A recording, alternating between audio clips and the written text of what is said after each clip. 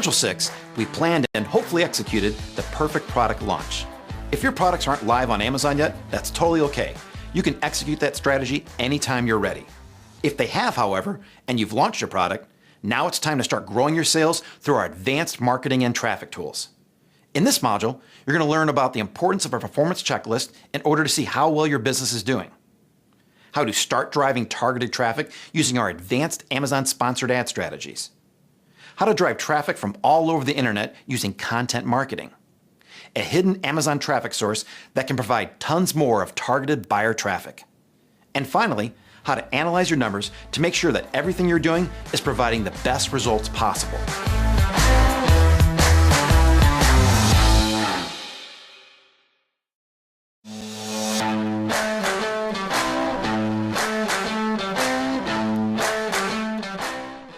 Welcome to the next lesson, your performance checklist. So right now, this is most likely where many of you are at. Your product is live on Amazon, you have your initial product reviews, you've executed or you're in the middle of executing your launch, and now you're making a handful of sales and following up and taking care of those customers. So then what's next? What do you do to continue to grow and scale your business? We know building a business is a marathon and not a sprint, and nothing happens overnight. We need to keep running and doing something every single day. So you know you need to do stuff to grow your business, but what stuff is it that you need to do? And how do you make sure that you're doing the right things? Well, the answer is you need a performance checklist, because it's easy to get lost in all those things that you could do. We all live online, we're active in the Facebook group, we keep up to date what's going on in our type of industry, and every day when you're talking to people, it's easy to want to do more and different things that they're doing. However, if you do try to do all those things you could do, you may forget some of the most important actions of the things you should do. So daily and weekly maintenance of your business is like taking care of your health. The only way to guarantee success in anything is consistent action. You need to make sure that you're doing the right things at the right time. So you'll own this checklist at first. Later on, once you understand all of it, you can outsource it to someone else. Some actions need to be done daily, and then some who aren't quite as important can be done weekly. Now, it's best if you're as consistent as possible with the days and times you do that, because that builds habit. We're going to give you a performance checklist to start with, but it's going to grow over time as you add your own tasks to it. Now, let's go take a quick look at the list that we've built for you. Now, you can download this performance checklist below this video. And I don't recommend that you actually print it out. Instead, I recommend you making your own digital copy, like in Google Docs or Microsoft Word, or maybe in a spreadsheet. And that way you can add things to it as you want to add more tasks. You might want to move things around and put them in order that you want to do things in, or maybe remove things that you don't think are applicable for you. Now, the performance checklist that you downloaded may look slightly different to this as it gets cleaned up and ready for everyone to download, but it should be pretty much the same. Also, some of the actions in here you might not know how to do yet, and we'll be covering them later in the course. So on a daily basis, here's what you want to do. You want to check and reply to any customer messages within the Amazon messaging system, and we actually recommend doing this multiple times throughout the day, because if you do not reply to something within 24 hours, Amazon will penalize you. And the quicker that you do reply to customers, Amazon will reward you with better seller metrics. You'll want to check your product reviews and respond as needed. Check for any seller feedback and respond as needed as well. And usually those are only the negative ones you need to take care of. You want to check for seller feedback that's actually a product review. And this happens sometimes. Someone loves your product and they actually give you a product review in the seller feedback section. And when that happens, it's perfectly fine to send them a message, thank them for the awesome product review, and say it was accidentally put into the wrong section, and would they mind putting it under the product review. You also want to check for questions or comments on your listing and respond to them as necessary. You want to check for refunds and contact those customers. Sometimes a customer's issue had nothing to do with you, it was just with Amazon or the delivery service, and you might be able to save the sale if you simply reach out to them. You'll want to check for other sellers that are on your listing and contact them if necessary. Now, don't worry about this right now. This doesn't happen very often, and sometimes you might hear the term hijacking is what people refer to this as. That's a terrible name for it. That's not really what it is, and we'll be talking about this later on in the course as well. But just for now, get in the habit of checking your products and making sure that no one else is trying to sell them. You also want to check your keyword rankings each day. And we recommend that you're not logged into your Seller Central account when you do this, because if Amazon knows who you are when you're logged in and doing a search, they're going to try to show you what they think you want to see, and that might not be what your actual search results are. You also want to do a basic inventory check every day, just to make sure that you're not close to running out of anything. And then there are traffic and conversion stats you want to check. Now, we're going to show you how to do these in a later lesson, but in general, you want to track these each day. Your sessions, which is how many visitors you had, the units ordered, which I'm going to call conversions, and then your unit session percentage, which I consider your conversion rate. And then you're also going to want to check your buy box percentage, which is related to when we talked about up here, where if someone else is selling on your listing, this will be a clear indicator. If it's anything below 90%, then there's a chance that someone else is trying to sell your product. You also want to make sure that you're doing all the social media and content marketing that you're supposed to do every day. 1 post on Facebook a day, 3 tweets on Twitter, 1 picture on Instagram, and 1 pin on Pinterest. Now, let's also talk about our weekly checklist. Now, there's other things we need to do on a weekly basis for social media. We want to track all of our fans and the engagement for each on our different social media channels. On Pinterest, on Facebook and Twitter, Instagram, Pinterest, and YouTube.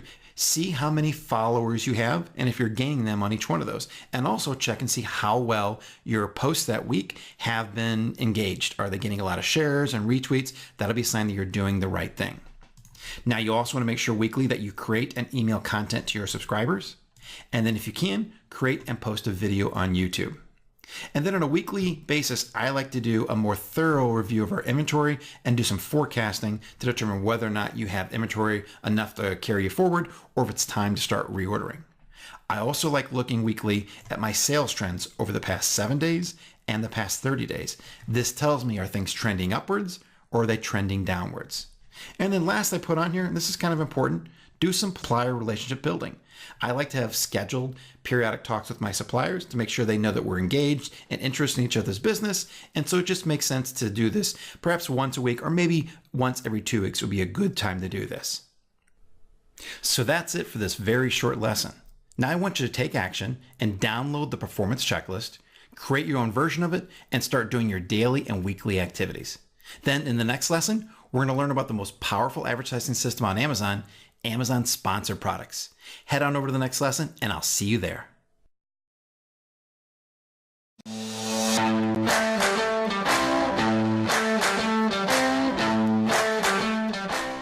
Welcome to the next lesson, Amazon Sponsored Product Ads Optimization Tips. And here's what we'll be covering. Why sponsored ads are the first type of ads that you should optimize. And then we'll answer the question, should you try to make a profit with your sponsored ads? We'll talk about how to calculate your break-even ACoS, and don't worry if you don't know what that term is. We'll go over that very shortly.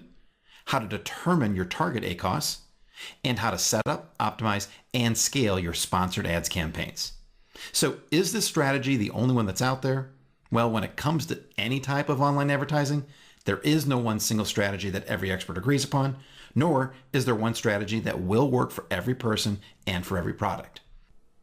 This is true for Facebook, AdWords, Twitter, any other type of paid advertising service, including Amazon's own advertising platforms, Amazon Sponsored Product Ads that we're going over right now, and Amazon marketing services that we'll go over later.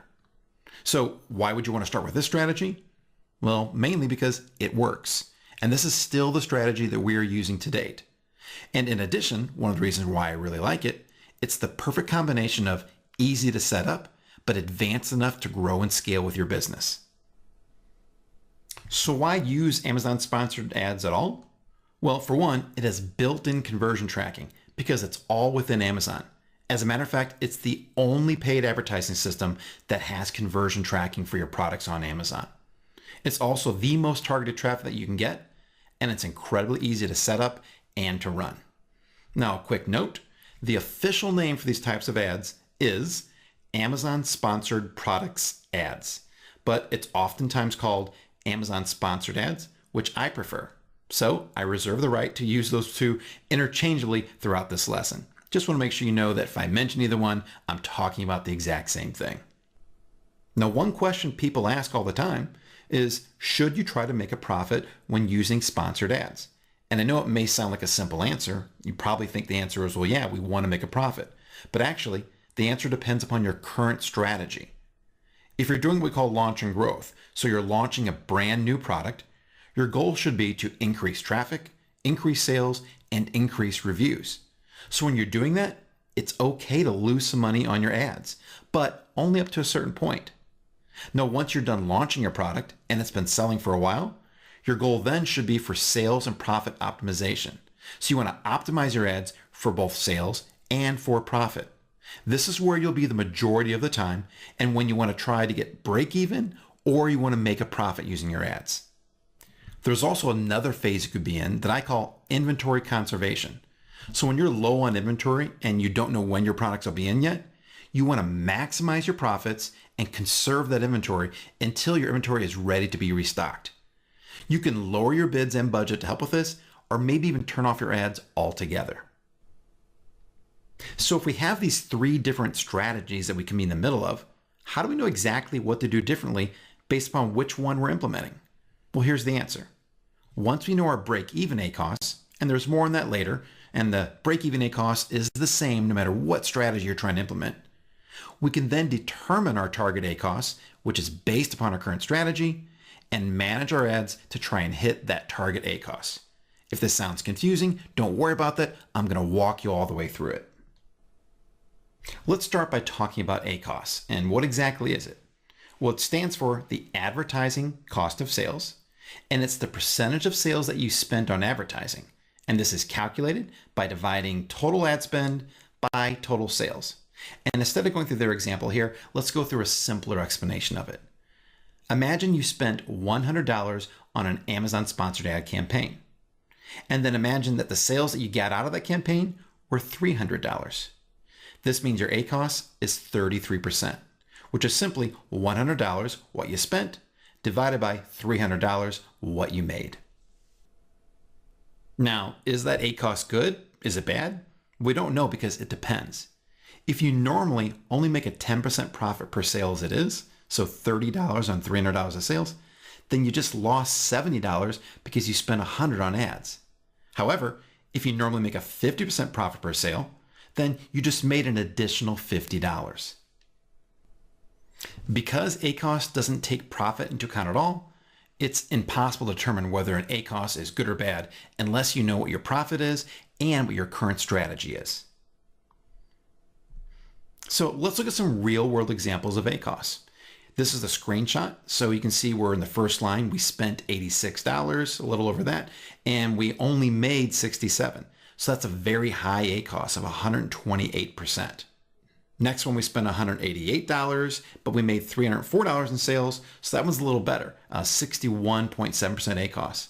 But it's not until we get a bit lower down into the second to last line where we spent $259 and made almost $1,800 that we get to a really good ACoS of only 14.4%. And the one below that is similar where we have an ACoS of 23.5%. Now we still don't really know if either one of those are any good because before we can do that, we have to calculate what's called our break-even ACoS. And now, if you want to know the super secret answer to how to figure it out, it's exactly the same as your profit margin.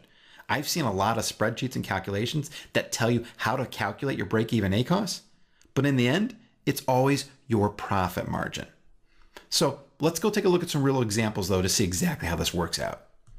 So here are some real numbers. We have a product that sells for $35 and the Amazon payout for that is $21.65. Now the true product cost, such as what we calculated in module 2, is $9.40. That's what it costs for us to buy it from the supplier, get it shipped in, and sent and prepped to Amazon. That means that our profit is $12.25, which is a profit margin of 35%. Now, what I just told you then is that your break-even ACoS is exactly the same as your profit margin, which is 35%. So let's look and see how that works out in an actual Amazon ads example. So let's imagine we spent $98 on Amazon ads. Our sales were $280, and our ACoS on that ad campaign was 35%. That means that our profit, before we even take the ads into account, would be $98. We had $280 in sales, and we know this product has a 35% profit margin, so that's $98. And since we spent exactly $98, our profit after the ads is $0. And that means that our ACoS of 35% is exactly the same as our profit margin of 35% as well. So anytime anyone ever asks you what your break-even ACoS is, all you need to know, it's your profit margin. Now, there are some wrenches thrown into this sometimes that can make it a little confusing, such as what if someone orders more than one unit at a time? What if you offer discounts or coupons, or your sales price changes? What if someone clicks on your product and then buys a different product? Or what if you believe that your sponsored ad increases your organic rankings and sales, which we believe they do, and therefore the effect of that isn't really shown in your ads at all? Well, break-even ACoS is not 100% accurate. However, it's an excellent barometer for optimizing your ads and helping determine your target ACoS. So now that we know what our break-even ACoS is, which is exactly the same as our profit margin, we can now determine our target ACoS in order to optimize our ads. But that will change based upon our current strategy. So if we're currently launching and trying to grow a product, our target ACoS should range anywhere from your break-even ACoS all the way up to 100%. That's the range that it's okay in. Now, for the sake of optimization though, let's just aim for 100% target ACoS. If you're in the middle of sales and profit optimization, your target ACoS should be around or slightly under your break-even ACoS. And I sometimes say anywhere 10% under that. Now, again, for the sake of optimization, just aim exactly for your break-even ACoS. And lastly, if you're trying to conserve inventory, your target ACoS should be anywhere from 0, where your ads are completely off, to slightly under your break-even ACoS. And I say about 10% less than your break-even ACoS. Now, again, since we need to aim for something during optimization, let's aim for a 10% ACoS if you're conserving your inventory. Now, if this seems a little confusing right now, don't worry. Once you start running your sponsored ads and looking at your data and looking at your ACoS, it'll make more sense. And I know that I'm giving you ranges and also a target to aim for, but there's a reason for that. I give you ranges for each one of these different strategies because when you're looking at your data, I want you to know how well you're doing. If you're in that range, then you know that your current strategy is going pretty well. But in a few minutes, I'm going to share with you a super secret formula that I developed and I use to optimize my campaigns. And when using a formula, you can't really use a range. You need to have a number to put into it. And that's why I'm giving these targets to aim for in each one of these different strategies. Before we get to optimization though, we first have to understand how Amazon sponsored ads are set up. They're made up of 4 elements. There's campaigns, ad groups, ads, and keywords. And there's the basic hierarchy of them. At the top level, you have the campaigns. And then each campaign can have 1 or more ad groups below it. And then each ad group can have 1 or more ads below it. And think of an ad as a product. They're exactly the same thing. In addition to that, each ad group can also have 1 or more keywords underneath it as well. So even with that different hierarchy, there are many different ways for structuring your campaigns. And some people are very particular about how they do that. I've used several different methods, and while all of them have had their benefits, I always come back to this one for its simplicity and effectiveness. Feel free to try your own and experiment around how you set up your campaigns. But the most important thing is that once you find a structure that works for you, be sure to apply it consistently across all your campaigns. Here's the simple yet effective structure that I use. I create one campaign for each product. And I name that campaign this way. I use the SKU, then the product name, and then the campaign type, whether it's auto or manual. Now you may be wondering why I put the SKU in there. We don't really talk about it very much. Well, that's the product identifier. And sometimes that's used inside the ad reports. And this way, by having the SKU in my campaign name, it's easy for me to reference that product inside the reports. Now I'll create 2 different ad groups inside each campaign. The first one I'll call the high converting ad group. And this is where I'll put the keywords that I find to be profitable for me. This is also where I put all my initial keywords because until I start running them, I don't know whether they're profitable or not. So I'll put them in here. But once I find keywords that are not working out for me, that I'm losing money on, or maybe not even getting any sales on, I'll put those then into the second ad group that I create called the low creating ad group.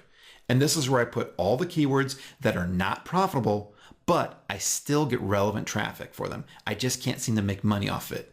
Now, if this doesn't make sense, don't worry. I'm going to show you how I do this when I set up a campaign. Now, before we set up that campaign, there's a few things we have to know also when setting it up. We need to know what our daily budget is. I like to start with $30 per campaign, and then I monitor that going forward. We need to know the match type for that campaign. It can be either broad, phrase, or exact. Now, I always start with phrase match only.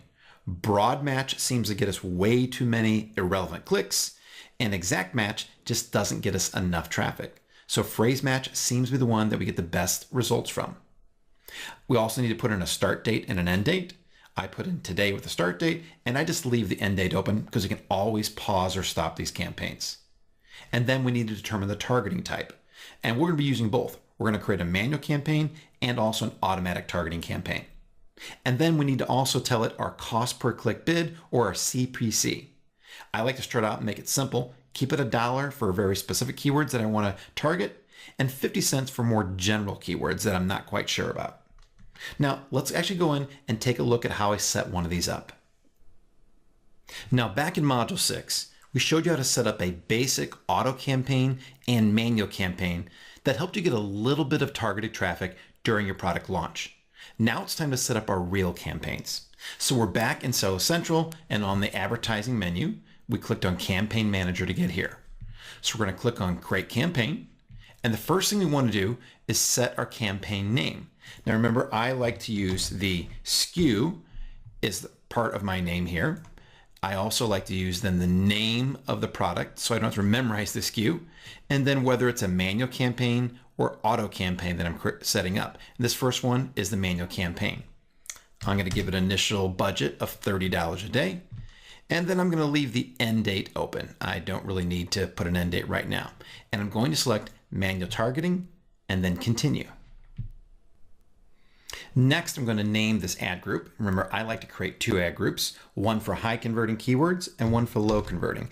And we'll first create the high converting one here. Then we'll select the product down here.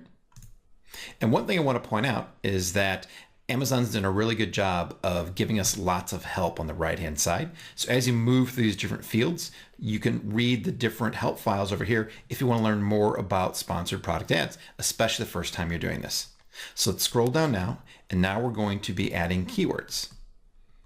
So you can either use the suggested keywords or provide your own, but before we do that, we need to put a default bid, and I like to start off with $1.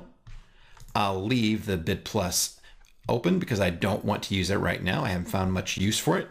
One thing we do want to do though is if we're going to be using their suggested keywords, we don't want to put in the broad match. And so an easy way to get that to switch is to click on provide your own keywords and select phrase over here.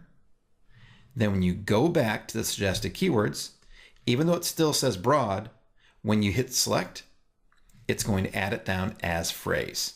That's a little trick that I learned before. So go through, add in some keywords that you want. You definitely want to make sure that any of the primary and secondary keywords that you optimize your product for, make sure that they're in here. So this one is going to be olive oil sprayer. And it's on phrase again. And I'll click add these keywords. And then I'm going to click save and finish. And our campaign is now set up with that one ad group for the high converting. Now we need to go back in and enter our low converting ad group. So there's the high converting. I'm going to create another one. Now, when you're just starting off, you won't know what keywords are high converting or low converting yet. So you don't necessarily need to do this right now. You can come back and do it after you've optimized your keywords and found those that don't convert too well, but still get some sales. But I'm going to show you how to set that up right now. It's very simple. Just go in and type in low converting. We have our product select again. It's the exact same product for this campaign. Remember, each campaign will be for one product. So even though we're having 2 ad groups, they're both going to advertise the same product. And so we're going to, now for a low converting keyword, I'm going to bid somewhat less. So let's say I'm going to start off with 50 cents for this. So then we'll go down, and again, I want to click on provide your own keywords to change the match type over to phrase, and then click back to suggested keywords again. And let's just imagine that one of these was a low converting keyword, the oil mister. We select that. And then the keyword bid is going to be 50 cents in its phrase. And then we'll save and finish. And now it's just showing a summary of this campaign. But let's go back and look at all the ad groups. And you'll notice that we now have one campaign for this SKU, this olive oil sprayer product, This is the manual campaign, and we have a low converting and a high converting ad group. Now, the next thing we would do is we'd want to create our auto campaign. So I'm going to copy the name here because I'm being lazy again. I'm going to go to campaigns and create campaign. And then I'm going to give it a name here. Everything's the same except the end of it will be auto. The budget here is going to be, we'll start off with the same. We'll make it $30. Again, leave the start date today and no end date. Select automatic targeting and then continue. Now I'm going to give this a name here, and it really doesn't matter because with an auto campaign, we can't control all of our keywords. We can't move keywords around at all because Amazon decides what keywords they're going to show it up for. So we can just give it a general campaign. We'll just call it main auto ad group. And then I will select the product here. And then we scroll down. All we need to do is give it a default bid. Since it's auto, I'm going to go something lower. I'm going to say about 30 cents. And then save and finish. And that is it for an auto campaign. Now, as you can see, we have two campaigns that are set up. We have the manual campaign and the auto campaign, and that's all there is to it. So if you have your ad set up and you've had data coming in now for about 2 or 3 weeks, what do you do next? You start optimizing. And optimizing is nothing more than adjusting your ads to try and hit your target ACoS values based upon what your current strategy is. So for launch and growth, your target ACoS should be 100%. For sales and profit, your target ACoS should be your break-even ACoS, which we learned earlier is the exact same thing as our profit margin. And then for inventory conservation, you should target around 10% or actually turn your ads off if you still are selling too many. Now, when do you do this optimization? We recommend that you do it each week. And when you do that, you should review 2 weeks worth of your campaign data, starting with a date 3 weeks ago. Now, what that means is that you want to ignore the previous 7 days because there's a delay in both the reporting that Amazon gives us and also that the sales that are coming in after ads are clicked on, there can be a delay too. Someone may click on an ad today and not buy for 5 or 6 days. That's why we recommend skipping the previous 7 days and then going back and getting the 2 weeks prior to that. So in this example, let's imagine today is Sunday, May the 28th. Then you would filter your report data to show Sunday, May 7th through Saturday, May 20th. So you're basically skipping then May 21st through the 27th. Now I'm a more visual person, so let's actually pull up a calendar and look at that. Here's the calendar for the month of May. So if today's the 28th that we're doing our analysis, we would pull the data and set the date ranges to pull it in for that week there, starting Sunday, May 7th, all the way through Saturday, May 20th. And there's that week we're skipping in between. Hopefully that makes it a little clear how you want to go back in time, skip the previous week, and then pull the 2 weeks prior to that in order to analyze it. Now here's how you do that when you're in your campaigns. Up here you see the date range, and as we select this, it's going to automatically change the data we see below it. To pull it for a specific set of dates, you select Customize, and then you select the dates that we want. We want May 7th through May the 20th, and you hit Apply. Now what we'll do here is we're going to actually go into the campaigns to look and see how we're doing. For auto campaigns, we can't tell anything about keywords. It's not going to give us anything in there. We're going to need to run what's called a search term report. Now, for manual campaigns, though, we can do a lot of it right here inside of the campaign. We'll click on Manual, and then we would go into either one of these ad groups to see the keywords. I'll click on High Converting, and then the keywords right here. And then this is where we're going to see how the keywords are performing. They'll have them all listed here. We'll see the clicks, the spend, the CPC, how many orders we have, then the sales, and then the ACoS. Now we just created these, so there's not any data in here yet, but this is where you go in to do your optimization. In order to run the search term report, we would click on Ad Reports, Search Report, and then Request Report. Now we actually have several of these created. So you would download these reports, and then you'd need to paste it into a spreadsheet program such as Google Sheets or Microsoft Excel. Now here's what a report looks like when you paste this into a spreadsheet. I've done a little bit of formatting on it. I've just widened the columns and then I put some shading here so I can read these columns. But these are all the columns that you'll find in the search report. You have the campaign name, ad group name, customer search term, and the keyword. And let me talk about those first.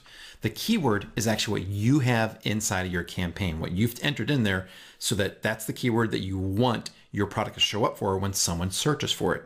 Now, we also get the customer search term. So for example, right here, our keyword is olive oil sprayer, but since it's phrase, if that shows up inside the search term, then we also have the chance for our ad to show up. So the customer entered Misto olive oil sprayer, but because the phrase of olive oil sprayer was in there, our ad did show up. Same thing below.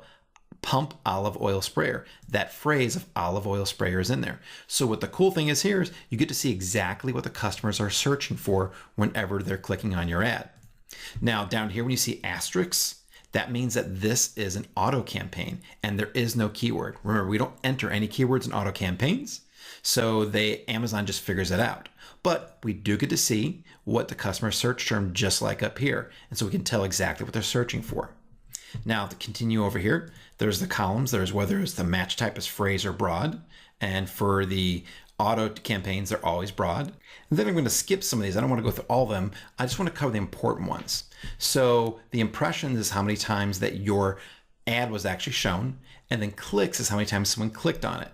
And then they're just going to show you the click-through rate, which is simply your clicks over impressions. The total spend is how much you spent during the entire time period on that keyword. Then they're just going to average it out how much the average cost per click was. And then they're going to calculate your ACoS. So this is one of the first things you're going to want to look at to get an idea how each keyword is performing. Now, later on, when I show you how to optimize your ad, you're going to need several columns here. What you will need is your total spend. You're going to need your clicks, and then you're going to need your sales. And that's a little confusing because the sales are in multiple columns. We have one over here called product sales within 1 week, one here called same SKU units within 1 week, and other SKU units within 1 week. So same SKU units means every time they clicked on your ad for that product, this is the sales attributed for that product and nothing else. Now, some people will click on one of your ads and they'll end up buying a different product altogether. And that's what this column is for here. And then finally, this column right here is simply those all added together. What I like to use when optimizing is the same SKU units, because for me, I'm trying to sell a certain product and I just want to figure out when did they actually buy the product I'm trying to sell. So I'll use same SKU units product sales for what I'm calling the sales for that keyword and for that product. So now that you know how to run this report, paste it into a spreadsheet, and then look at the different columns to get different pieces of information, let's head back and review how we're going to optimize our campaigns using a spreadsheet like this or directly inside of your campaign. So now that you know how to run your ads, and after you have them running for a while, you know how to download your data and look at your campaigns, here are the two optimization strategies you can use. They're very basic, but very effective.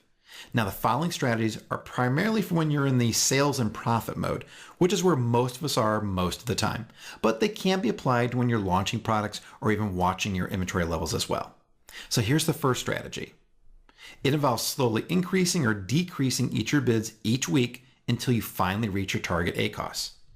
So for each keyword with an ACoS less than your target ACoS, you want to increase your bid by 10 cents. And then for each keyword with an ACoS greater than your target ACoS, you simply want to decrease your bid by 10 cents as well. It doesn't matter how far off you are of your ACoS, you just want to always go up or down by 10 cents. And this strategy does work. Now, the second strategy is a bit more dramatic, and it'll attempt to hit your target ACoS each week with a much larger bid adjustment. So the way you do it is you adjust your bids for each keyword, just like you did for the previous strategy, but instead of 10 cents up or down, you adjust it based upon Mike's magic optimization formula. And I call it that because it's a formula that I came up with a few years ago, and it flat out works every single time.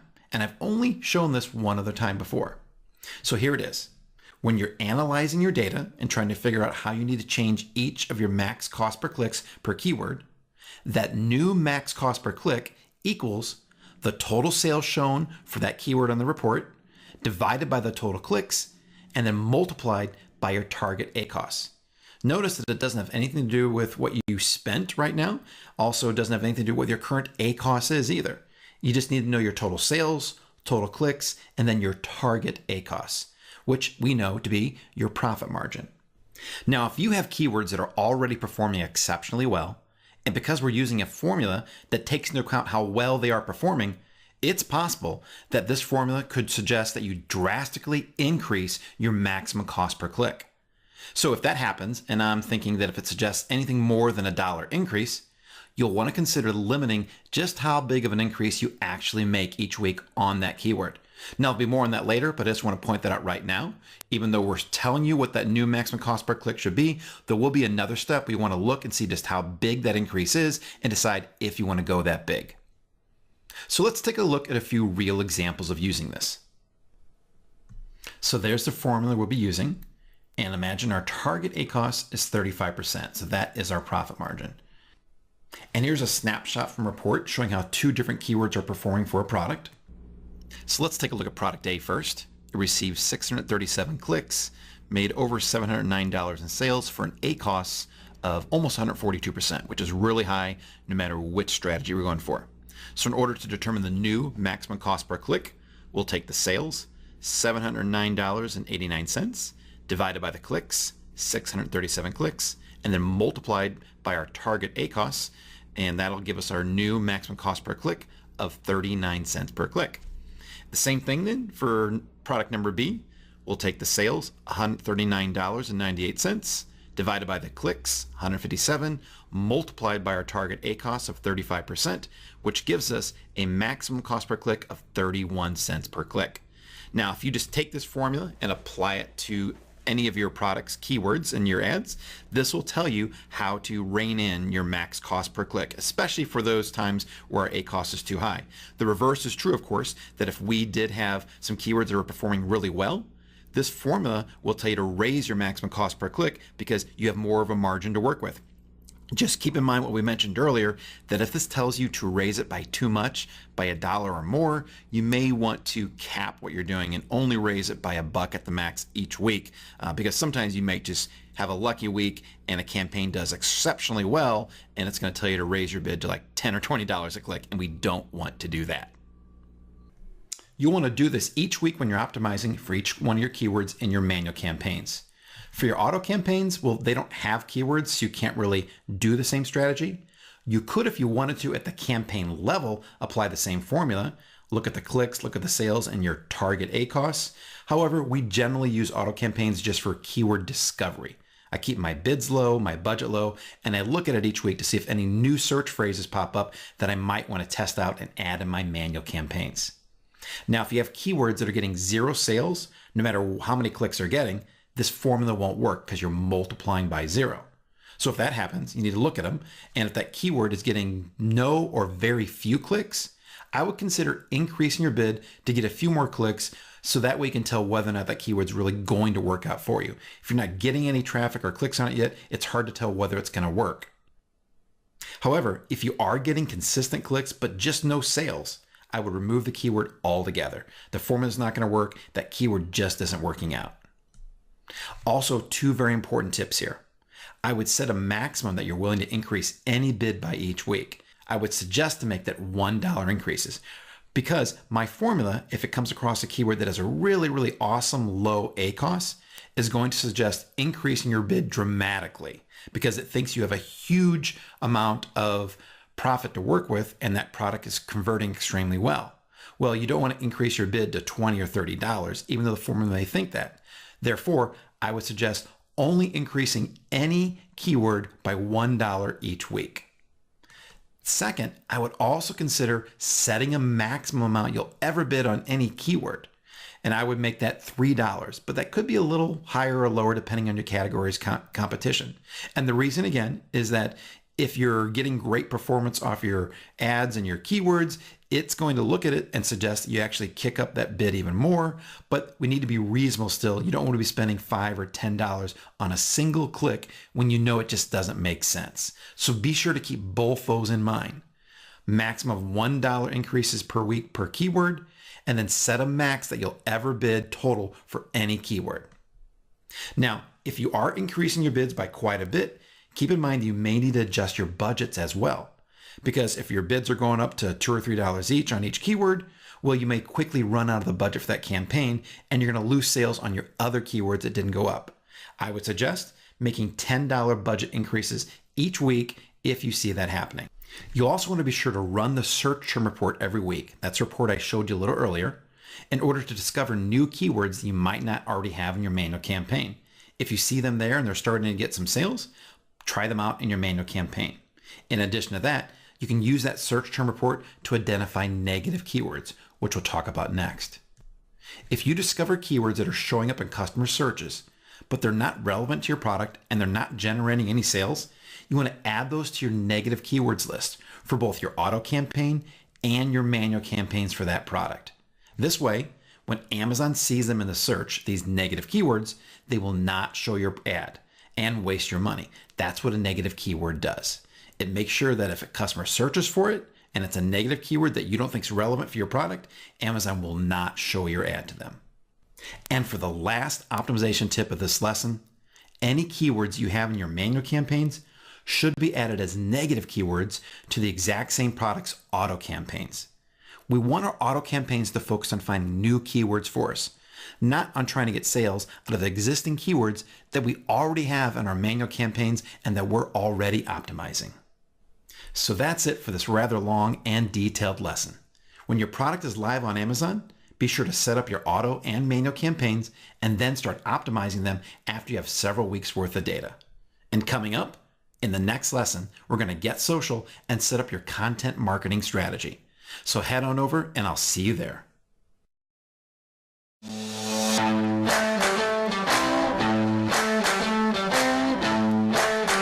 Welcome to our next lesson, your ongoing content marketing strategy.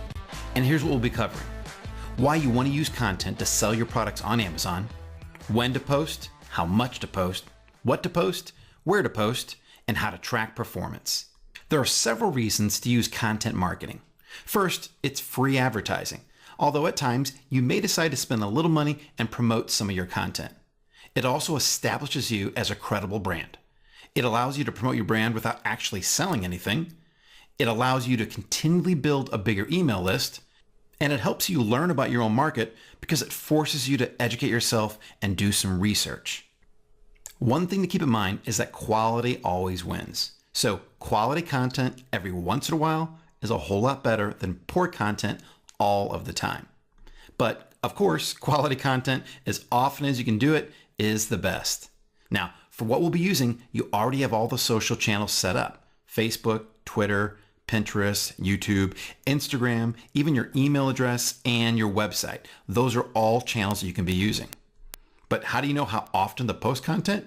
Well, there is no perfect answer for all markets. You'll have to figure that out over time after you get to know your customers. But for starters, here are some good guidelines. Facebook, once a day. Twitter can be 3 times a day because the content on Twitter is very short and to the point. Email should be once a week. Unless you're in the middle of a promotion or a launch, then it can be more often. Instagram can be once a day. Pinterest, since it's basically just pictures, can be 3 times a day as well. And then YouTube can also be once per week. We need to keep in mind that it's important to balance the content and the promotion that you put in front of your customers. You can't just post a coupon every day or every time that you're making a post. Instead, you need to give them usable, valuable content the majority of the time. And then that way, when you do come out with a promotion, they're much more likely to take you up on it and to check it out. So what is the right mix? Well, there's no perfect formula, but here's something that we recommend to start out with. For Facebook, 1 promotional post for every 10 content posts. Twitter, 1 out of 15. Email, just 1 out of 2. Instagram, 1 out of 10. Pinterest, 1 out of 15. And YouTube, 1 out of 5. Again, these are just the numbers we recommend with, and you don't have to stick to them. You'll want to mix things around and find out what works best for you and for your customers. When trying to figure out what type of content to promote, one thing to keep in mind is that it should be relevant to your type of customers no matter what. That's the most important rule. Now, here are some other helpful tips. You can actually offer helpful tips related to your market, and they don't have to be just about your product. They can be anything market related. So for example, if you sell an automotive care product, well, anything about cars in general is a good type of content. If you sell a fitness product, then anything about health and exercise would also be a good piece of content to promote. If you sell a camping equipment item, then anything about the outdoors and camping would be good. So don't keep yourself limited to just your product. Think more about what your customers enjoy doing in their free time. Feel-good stories are great, like news, videos, photos, even some funny memes. General news and even other people's content. So if you find something good on the internet or another blog, feel free to share that and post it. You can also post positive product reviews from Amazon from your happy customers. And photos of people using your product are great. You can even have contests to kind of interact and get people doing this. Email your list and offer a free product for the first 5 people to send you a picture of them using your product. And then other exciting things about your company can be posted, like if you come out with a new product, if you got a top ranking on Amazon, you reached a certain milestone for the number of reviews or something else. Those are all things that will engage your customers and let them know that you want to share your big wins with them as well. Now, if you've never done this before, chances are you're still probably wondering what you can post that'll be valuable for your customers. So here's a few ideas. First thing I would do, check out your competition's social media pages. See what types of things they're posting, and that'll give you ideas what you can post. Don't copy theirs, but just get inspiration from what they're posting. Also, feel free to sign up for your competition's email list. Not only just for content, you can find out what kind of offers and when they come up with new products as well. If you still want to find out some other things to post on there, here are 2 great sites. BuzzSumo and Google Alerts both will tell you what's trending on the internet. In news, on blogs, on social media, these will tell you what people are talking about and what they're sharing the most with their friends. Let's take a quick look at them. So here's BuzzSumo, and you simply type in the topic that you're interested in, and it's going to show you all the articles that are trending right now. Now, you can use the paid version if you want to, but I found the free one works just as fine. And it's going to show you these articles and actually how many people are sharing and tweeting and engaging on these articles all across social media. So you know this is a very popular topic. Then all you need to do is take one of these articles and share it on your own Facebook page or tweet about it. It's a great way to find very popular articles. The next one is Google Alerts. Very similar to BuzzSumo, just a much more simple format. You type in the topic you're interested in, and it's going to show you news articles and then blogs that are talking about that. A nice thing about this service, and I think BuzzSumo does it as well, you can create alerts and you'll get an email every single day telling you the news stories and articles that are trending that day. So now that we have a better idea of what type of content we'll be posting, let's quickly review the frequency one more time. Daily, we can post on Facebook once, Twitter 3 times, Instagram once, and Pinterest 3 times. And then weekly, we want to send out an email to our list once a week. Even if your list is just small, you still want to get in the habit of doing that. And then if you can, you want to create and post a video once a week as well. Now remember, these numbers are just our suggestions starting off with. You'll want to adjust them once you get the swing of things. Now, one thing to keep in mind also is that each day's content for each channel doesn't have to be unique, so don't stress about having to come up with 4 different things every single day. It can be the exact same content, just shared across all media channels. And also, feel free to link your content across channels as well. So your tweet can reference your Facebook post can be a link to a YouTube that you posted earlier. That cross-linking will actually help build up more followers among your different social media channels. And both that tweet, your post, and your video can be about the exact same topic. You don't have to come up with completely new topics for each one of those. Now here's a quick tip. If you're going to be gone or you just kind of want to get things set up ahead of time during the week, you can actually create all your Facebook posts ahead of time and schedule them out. And the same thing with email. Get everything planned out well in advance and they'll run automatically throughout the week, even throughout the month if you want to, so you don't have to worry about doing this every single day. Tracking our results from content marketing isn't always easy because we don't really see the direct sales that often. But one way to track it is by looking at engagement. Engagement is simply how much people are enjoying and interacting with the content you're giving them. So if you see lots of likes and interactions and they're sharing it and retweeting it, that's a good sign that people are getting value out of your content and you want to keep doing that. Also keep track of the followers that you have. If you're steadily growing your following, that's a good measure of performance and it's going to pay off in the long run. Be sure to track these numbers weekly in your performance checklist, otherwise you might not know how it's even going. Now, using coupons and emails is another way to track performance. So when you do come up with a promotional tweet or a post, send them to a landing page where you give them a limited time coupon and you capture the email address. It helps build your email address list, which is great. It builds sales, and it does allow you to track your results somewhat as well. And here's another tip. If you're able to, try setting up an Amazon Associates account and use a different tracking ID for each social media account. This way, when you do make sales, you'll be able to tell which channel got you that sale for you. Now, an important thing to keep in mind, you cannot use associate links in any type of paid advertisement. And that includes when you're promoting something on one of your social media channels. So if you boost or promote a post, then you should not use your Amazon Associates links in that post. Here's a cool tip. If you want to get instant Twitter credibility, you can get a few thousand followers in just a few hours by running an Amazon giveaway and only giving away one product. Do you remember in a previous lesson, we showed you how to set up an Amazon giveaway to send products to people wanting to review it and to get a small sales boost as well? Well, we mentioned that some of the options above we'd use for future cool stuff. This is one of those future cool things. So if you actually select the option of making anyone who enters your contest follow you on Twitter, then you can get a few thousand followers easily. Now, one thing to keep in mind, however, is that these people are not going to be good customers. There's a group of people out there, and there's nothing wrong with it, but they simply want to go out there and try to win products on Amazon giveaways all the time. And they're willing to follow anyone.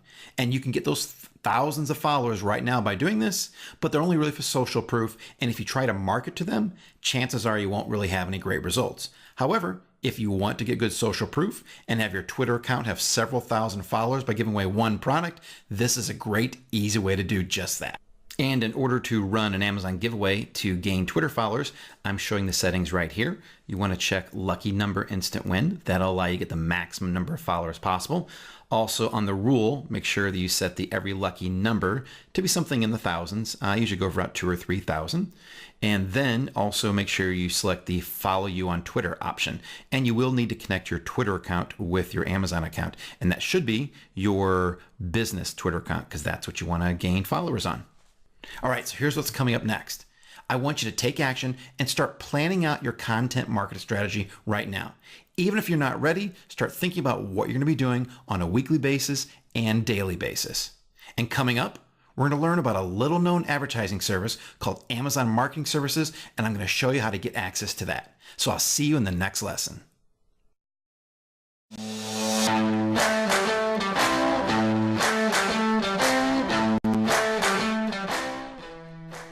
Welcome to the next lesson, Amazon Marketing Services.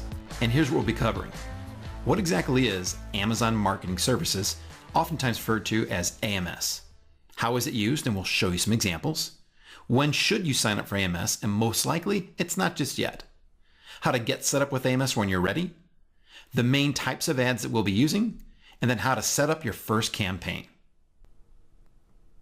Amazon sponsored product ads that we learned about earlier is only one of the native Amazon ad platforms. There's another one called Amazon Marketing Services, which is what we're learning about right now. It's a completely separate platform that was originally designed for vendors only, those who wholesale their products directly on Amazon, and it gives you several additional types of ads to run. Let's take a look at two of those different ad types. Here's a normal search page on Amazon where I did a search for water bottle, and if you look at the top, those are called headline search ads, and they're only available in Amazon Marketing Services. Now, when we click on one of those, we go to the product page here. And if you'll notice, at the bottom in the lower right-hand corner are two more ads. These are called product display ads, and they too are only available using Amazon Marketing Services. AMS also has a few other features. It has its very own version of Amazon sponsored product ads, and it's exactly the same as what we already get inside of Seller Central. However, it's only for vendors and you do not want to use it. It will not give you good results. But AMS also has something called a brand page. And this is a page that you can set up for your brand and display all of your products on. Now we need to go over some very important disclaimers. This is an advanced form of marketing and getting access to AMS is not guaranteed. It's sometimes even referred to as a loophole. And it does require some work and investment to get access. The Amazon.com version is primarily for sellers living in the US, but we will offer some tips on how you can get access to it if you live outside of the US. Again, though, we can't guarantee it will work. AMS can also work in the EU markets, primarily the 5 main ones, and the method for getting set up and approved is similar, but access to it sometimes is rather sporadic.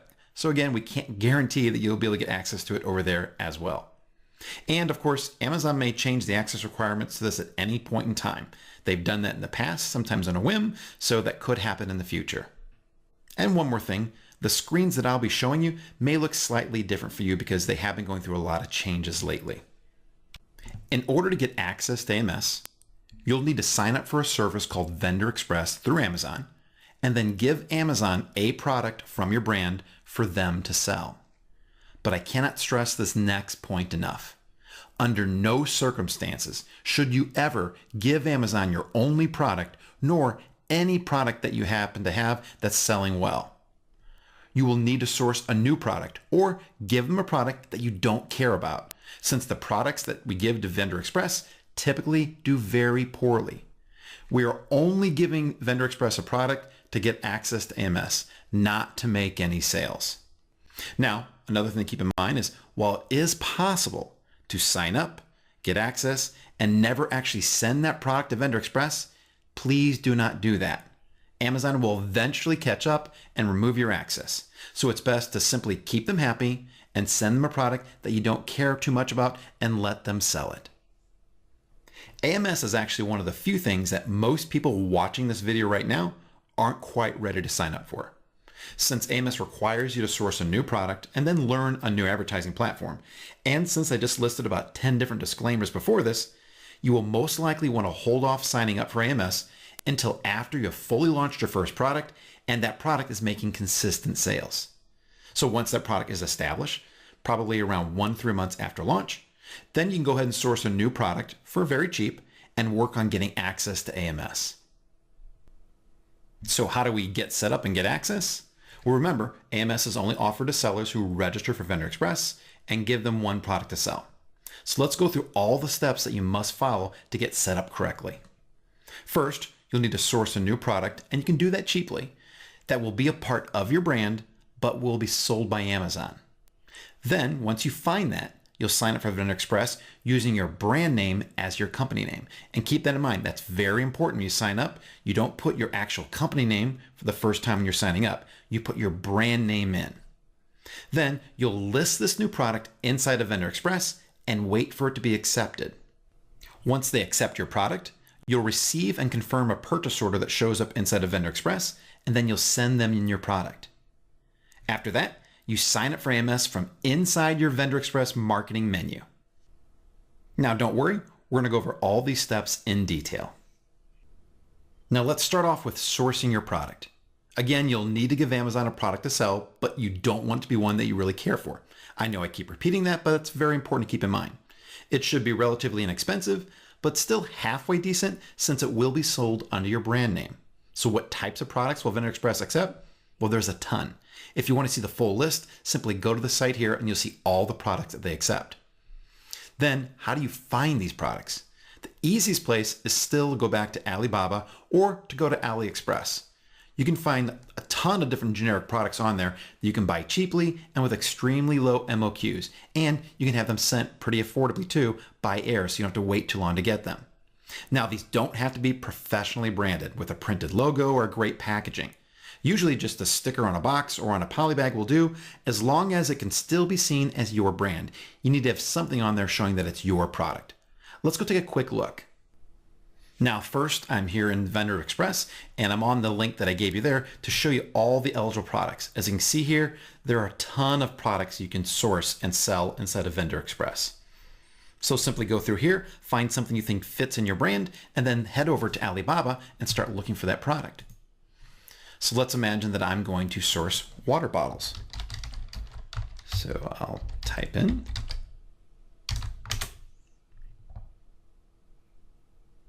Now there's a whole bunch right there. And the one thing that I'm going to care about is the MOQ.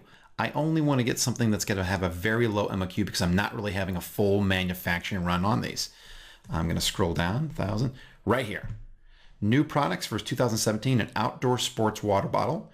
I can get them for 20 pieces. That's the MOQ. And the prices are anywhere from $1.25 to $2.85. That is perfect. This company's been around for 8 years as well.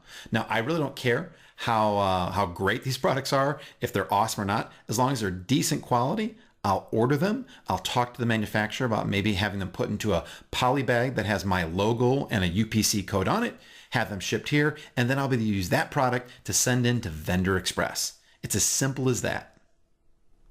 Once you've found your product, you'll want to chat with the supplier to see how long it's going to take to have it made, and you'll want to know also how much the shipping costs are going to be. If possible, ask them if they'll put a UPC sticker on your product, like the bag or the box it comes in, and maybe a simple label as well with your brand name on it. Now, if they can't do that because you're only ordering a low MOQ, that's okay. You can do that when you have the product shipped straight to you as well.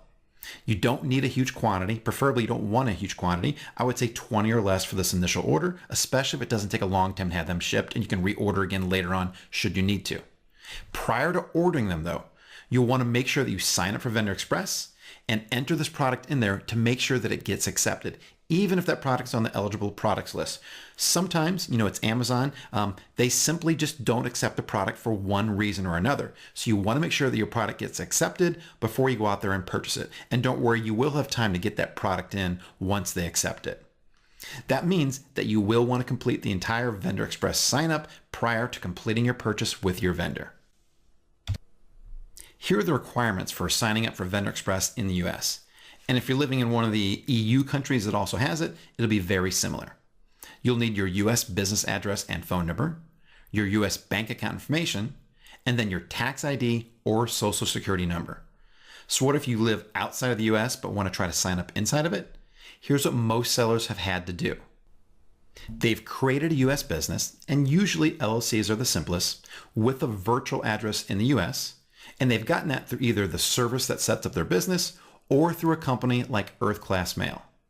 Then they obtained an FEIN for that business, and that's what a business tax ID is, and then they opened a US bank account.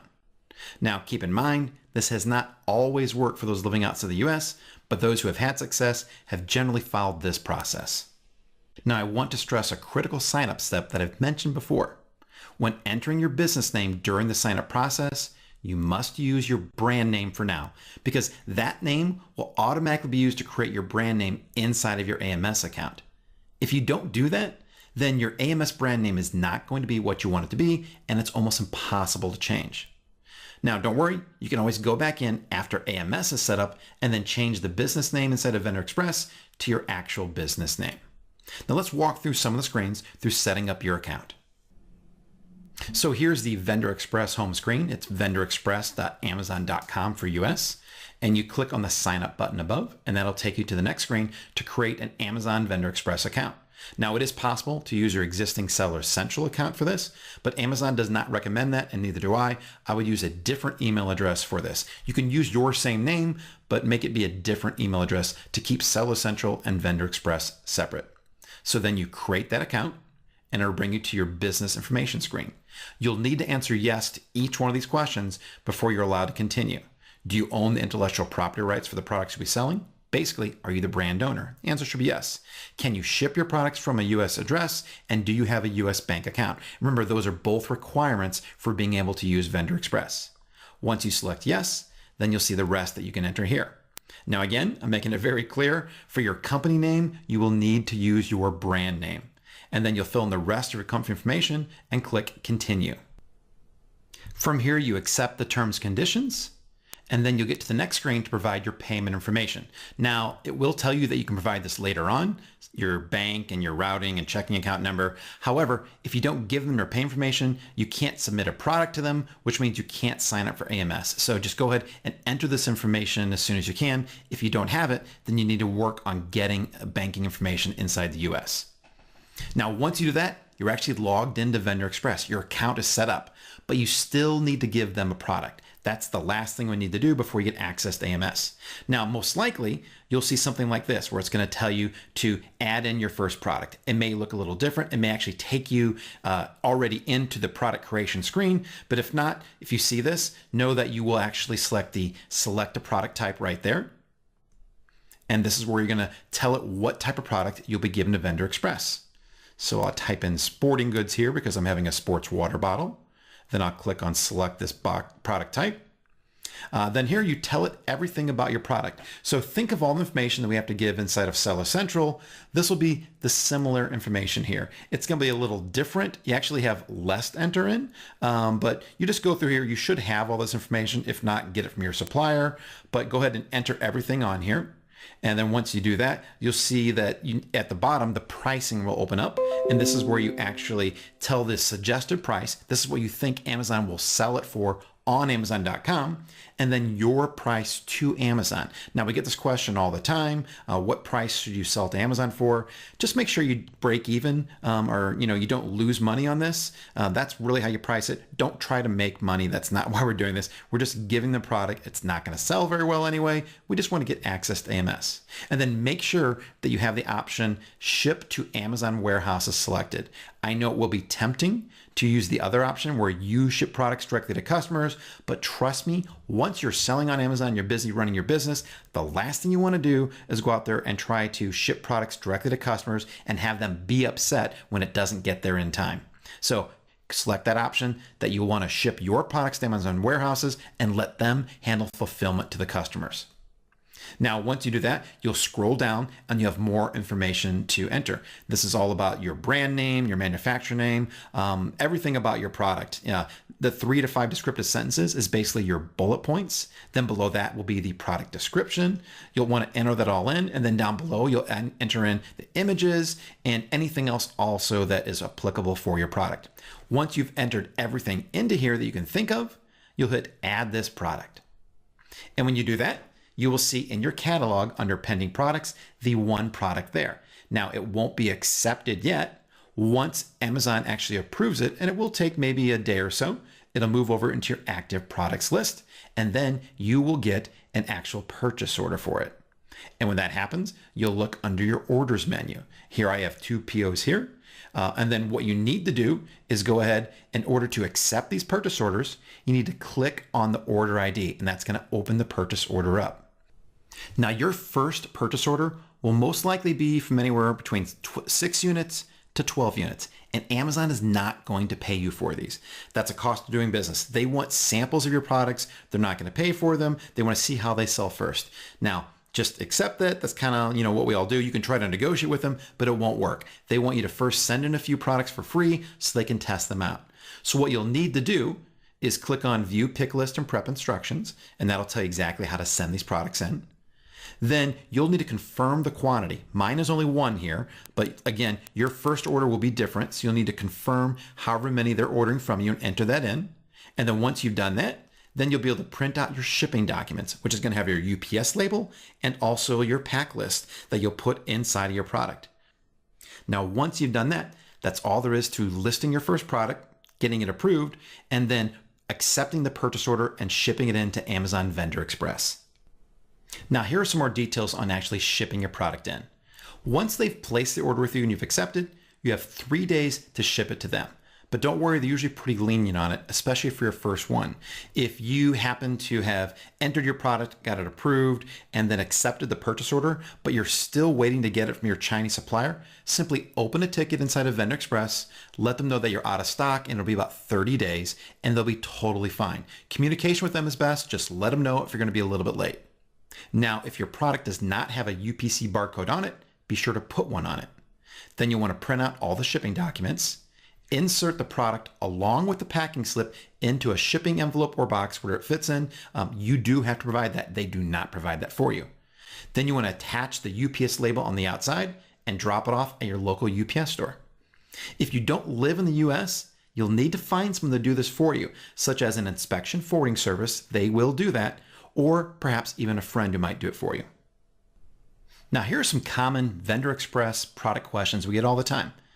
One is, how do you come up with the price to sell the product to Amazon at? And I briefly mentioned that before. And the answer is, you want to make it for slightly above break even. The goal here is not to make money, but simply to get access to AMS. Now, what if Amazon offers you a lot less than what you're willing to sell it to them for? Well, you can try to counteroffer. That's part of the process. But if they still don't accept it, you'll have to make a decision. You have to decide if losing a little bit of money for these products that probably aren't going to sell very much as it is worth getting access to Amazon Marketing Services, and it almost always is. Now, what if they simply don't accept your product at all? Well, the best thing is to don't argue with them. It'll be very frustrating. Simply go out and try to find another product. All right, now we're ready for the final step, actually signing up for AMS. So once you've received your first purchase order and accepted it by confirming the quantity, you'll now be able to sign up for Amazon Marketing Services. Now, this is very important. You want to go inside of Vendor Express and click on the marketing menu there. Do not simply go directly to Amazon Marketing Services. You need to do this from inside of Vendor Express. So once you're there, click on the marketing menu and I'll show you what we're going to do. This is what you'll see. Well, there's two screens you might see, as a matter of fact. If you see this screen right here, then you simply want to click on Accept and Continue, and that'll take you to Amazon Marketing Services. And again, I have highlighted here, you need to do this from inside of Vendor Express, not from Amazon Marketing Services. Now, if you don't see this screen, you may see something else. This is another screenshot of what you'll see inside sometimes the marketing menu for Amazon Vendor Express. They've added a lot more things lately, such as lightning deals and coupons. So you need to scroll down to where you find Amazon Marketing Services and then click on that button that says Accept and Continue. Now, once you do that, here's what happens. You actually see this right here. The logo changes to Amazon Marketing Services, and it shows you ready to create one of your first advertising campaigns. Congratulations, you now have access to Amazon Marketing Services. Now we're finally to the part where we can start talking about setting up our actual ads. So let's again talk about the two types of ads we'll be using. The first are headline search ads. And these ads get the most traffic out of any ads on Amazon because they have the prime real estate. They're at the very top of the search pages. These also look similar to a newly launched Bid Plus ads that you may have noticed inside of the sponsored search ads in Seller Central. However, these are much better for several reasons. Your ad only shows up at the very top of the search results. You get to customize your ad and your sales copy, and the ad can take you to a listing of your products, not just one of them. But there is a catch. The catch is that you must set these up so that the resulting page shows at least 3 of your products. So when a customer clicks on your ad, it has to go to a page that has 3 of your products under that brand. So if you only have 1 product right now or only 2, you can't set these up. It won't let you do that. That's one of the reasons that we suggest that AMS might not be ready for people who are just starting out or only have 1 product. However, there is a way to get around it if you want to be tricky. You can create 2 additional listings in your Seller Central account, create these as fulfilled by merchant, and then each one of them can simply be your original product, but with a multiple quantity. So your other listing will be an FBM one that has 2 quantities of your product that you would have to send to any customers that order it. And another one could be a 3 quantity FBM listing as well. That allows you to get around it. And if you have any more detailed questions about how to do that, feel free to post in the Facebook group. Now let's take a quick look at these. Here is a search I did for water bottle. And as you can see at the top, this is the headline search ad for that. And if we were to click on the ad copy that says beautifully crafted to keep drinks cold for 24 hours, it takes you to this page, a listing of 3 of their products. So this again is what you have to have in order to fulfill the requirement being able to create a headline search ad. You must have 3 separate products that can show up on a page. And again, variations do not count. If you have a product that is 1 product with 3 children that are just different colors, different sizes, that does not count. Unfortunately, I get the question all the time, but it doesn't work. Now, also, you'll notice that in the headline search ad, they're showing the 3 individual products themselves.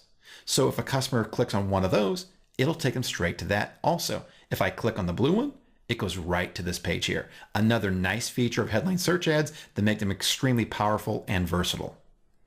Now let's talk about product display ads. Now these are the most targeted of all ads because you can actually target a single product out of all the products on Amazon. They also can have an exceptionally high rate on return, but you need to monitor them to make sure that they're actually performing the way that you want them to. They do get a rather low volume and a low click-through rate. That's one of the downsides. People just don't seem to click on these too often. And another benefit though, they can be used to block others from advertising on your products. So if you ever notice people using these product display ads below your product, you can bid for that as well so that they cannot get that spot. Now let's take a look at these. I'm actually on the exact same listing I was before when we clicked on that blue water bottle, and I've highlighted the 2 ads here that are product display ads. So these have great placement, and you're kind of piggybacking off of other people's traffic. So if you're able to have these ads show up on a product that's already getting a lot of traffic, your ad will get a lot of traffic. Now, how well it actually gets clicked and converted on depends upon a lot of factors, but this is a great way to get exposure for your product. Now, let's actually walk through and set both of these up together. Okay, so we're ready to create our first headline search ad, and we'll do this fairly quickly because it's a very simple process once you have everything all ready to go. We're going to click on headline search. Now, chances are you'll only show the one product you have listed with Vendor Express over here. How you get these to show up is you change this to be Amazon and not your brand name, and then type in for your product and hit search, and your products will show up. Now, if you notice, we can't go any further yet until we have our product selected. So we need a 3 products selected. So I'm going to select these 3. Now, once I do that, it opens up some more options for me. So there's the campaign name. Now we need to come up with a budget. We can do either per day or entire campaign. I prefer to do by day. I'm going to start off with $10. And again, once we do that, it's again going to pull up some more options for us. We're going to be able to add in our keywords and our bids. So now it's going to have a lot of suggested keywords here. You could add your own just like we do in sponsored products, or you can upload a spreadsheet. But for the sake of this, I'm going to add my own. Let's just go ahead and add them all. Now, I would recommend going through these one by one, making sure you add the ones that make sense. But for the sake of simplicity, I'll add all. And then one of the cool things is it's going to show you your keywords and which ones are high traffic and low traffic and allow you to change the bid here. So that's one of the nice features about headline search ads. You get an idea of how much traffic each one of these keywords actually gets. Now let's go down and create our ad. So we have our brand name there. We're going to enter in our headline. If you do not yet have your brand logo as your featured image, you can upload one right there. Let's give it a headline here. The stealthiest of all water bottles. And it's going to show you what it looks like. Oh, by the way, you can't have special characters in there. Just gave me a little warning. It's going to show you what the ad looks like over here. Now, also, it's going to show you the 3 product images that we have selected over here, and those look fine. And the only thing we need to do now is click on Submit Campaign to Review, and then usually within a few hours, this campaign will go live. It's as simple as that. Now let's go in and create our first product display ad. We'll click on Product Display. Now we get to choose which type of targeting method we want to use, either product or interest. I always suggest using product. If you use interest, you'll get more traffic, but your ad will be shown to a lot of people that won't want to buy your product. If you choose product, we'll actually get to go out there and pick the actual product that we want our ad to show up against. And that way we can come up with an extremely targeted headline based upon that product that we know our ad will show under. So let's do that right now. Now we need to select the product that we're going to advertise, not the one we're going up against, but actually our product. So this is where I'm going to put in the olive oil sprayer. There's our product right there that we'll be advertising. And now the next thing we want to do is we want to target specific products, not just categories. Again, we can do that as well and choose an entire product category. I could choose cooking or kitchen or something like that. But instead, it's always better to target specific products. Now I'm going to go up against another olive oil sprayer that I want to compete against. I don't know what it is, to be honest, but I'm going to find one right now. There they are, the Prepara Healthy Eating Trigger Olive Oil Sprayer. That's the one I want my ad to show up against. And now we'll go down and we'll finish setting up the rest of our ad. We want to bid what's our max cost per click. They're going to tell us the recommended ones. I always start off low. So if it says 75 to 92, I'll start off 75 and then we will adjust. Our budget each day, I'll start off with $10. And I like to let these ads run continuously instead of selecting a date range. I can always pause them or stop them at any point in time. Now let's create our ad. So the first thing to do is come up with a headline. And we know we're going against a sprayer, the Prepara Healthy Eating Trigger Sprayer. So maybe I'll say something like our olive oil sprayer rocks. And then I already have our logo there. There's the product description. I could actually edit that if I wanted to make it sound a little better, but let's go see what it's going to look like. It's going to show us what our ads look like. And that looks pretty good. Our olive oil sprayer rocks. Now you can actually see what it's going to look like in other sizes. That's kind of cool. This one is really cool, the email one. You don't get the choice of having this emailed out. However, Amazon periodically emails their customers, and if they choose to do so and your product shows up in there, you can see what it's going to look like. So now the only thing we need to do is click on Submit Campaign for Review, and then usually within a couple hours to a day, this will be approved. So now that we know how to set up headline search ads and product display ads, there's one last thing I want to talk about, and that's a brand page. AMS allows you to create a brand page for your company that'll highlight your products and your brand. Now, these typically don't convert very well, which is why we don't talk about them very much anymore, but they can be good for your brand image, and they're completely free. They also give you the ability to put a video on them at the very top. And if you send external traffic to your brand page, you can get some conversion data, which is something you can't get from anywhere else. So let's go take a quick look at a few brand pages. Here's a brand page for a company called Camillus, who sells survival knives, and they have a nice looking page with a good banner at the top.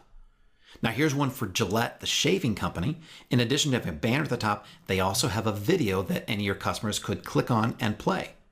And then finally, here's one for a company called York Nordic. And at the top, in addition to their banner, they also are highlighting a product, and they have an add to cart button so they could focus on that product and try to get more people to buy that product. These are some pretty good looking brand pages. And if you want to, feel free to hop into AMS, click on the brand page section, and experiment creating your own brand page. They're very simple to do. And again, they're completely free. And now it's time to take action. Once your product is established and selling on Amazon for a few months, get access to AMS using everything you learned in this lesson and start advertising your products. And coming up, it's time to wrap up Module 7. So head on over there and I'll see you in the next lesson.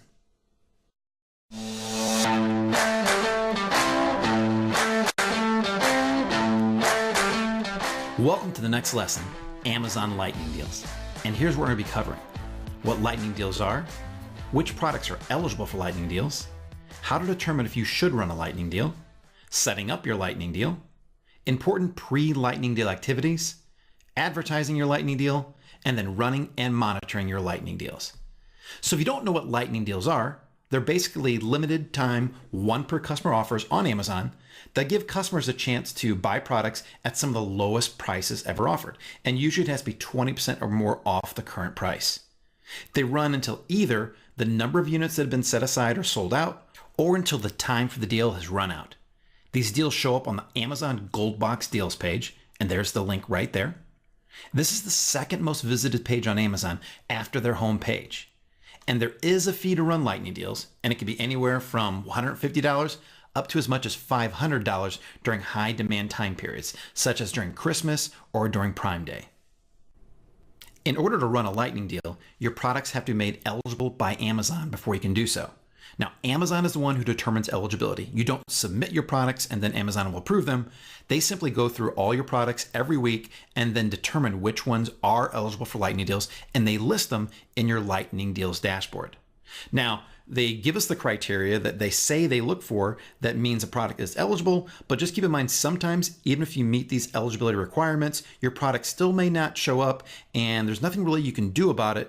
You may want to contact Amazon, but a lot of times you find out that even the Amazon seller support don't really know why a product might not be eligible. But in general, here are the eligibility requirements. First is quality, and you must have a 3-star rating or higher. However, during certain time periods of high demand, such as Prime Day or the holidays, Amazon may decide that they want to raise it up to 3.5 or 4 stars.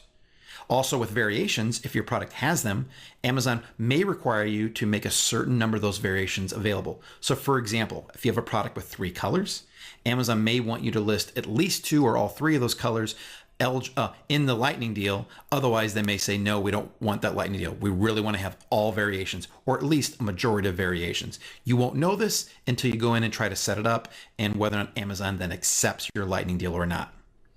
Also, some categories won't be eligible for lightning deals. And usually these are the ones you might expect, such as e-cigarettes, alcohol, adult products, medical devices and medicines, and then for some reason, baby formula as well. Also, the fulfillment method is an eligibility requirement, and basically they have to be Prime eligible, which means FBA products and those sold and shipped by Amazon are the only ones that are eligible. And lastly, it has to be a new product. Amazon only allows new products for lightning deals. So what do you do if none or just a handful of your products are eligible for lightning deals? Unfortunately, there's not a lot you can do. And sometimes it doesn't even have anything to do with your product. Amazon only has a limited amount of time and space that they allot for lightning deals. So if they have enough of your type of product from other sellers already, they may simply not open it up for more products, and it doesn't have anything to do with you.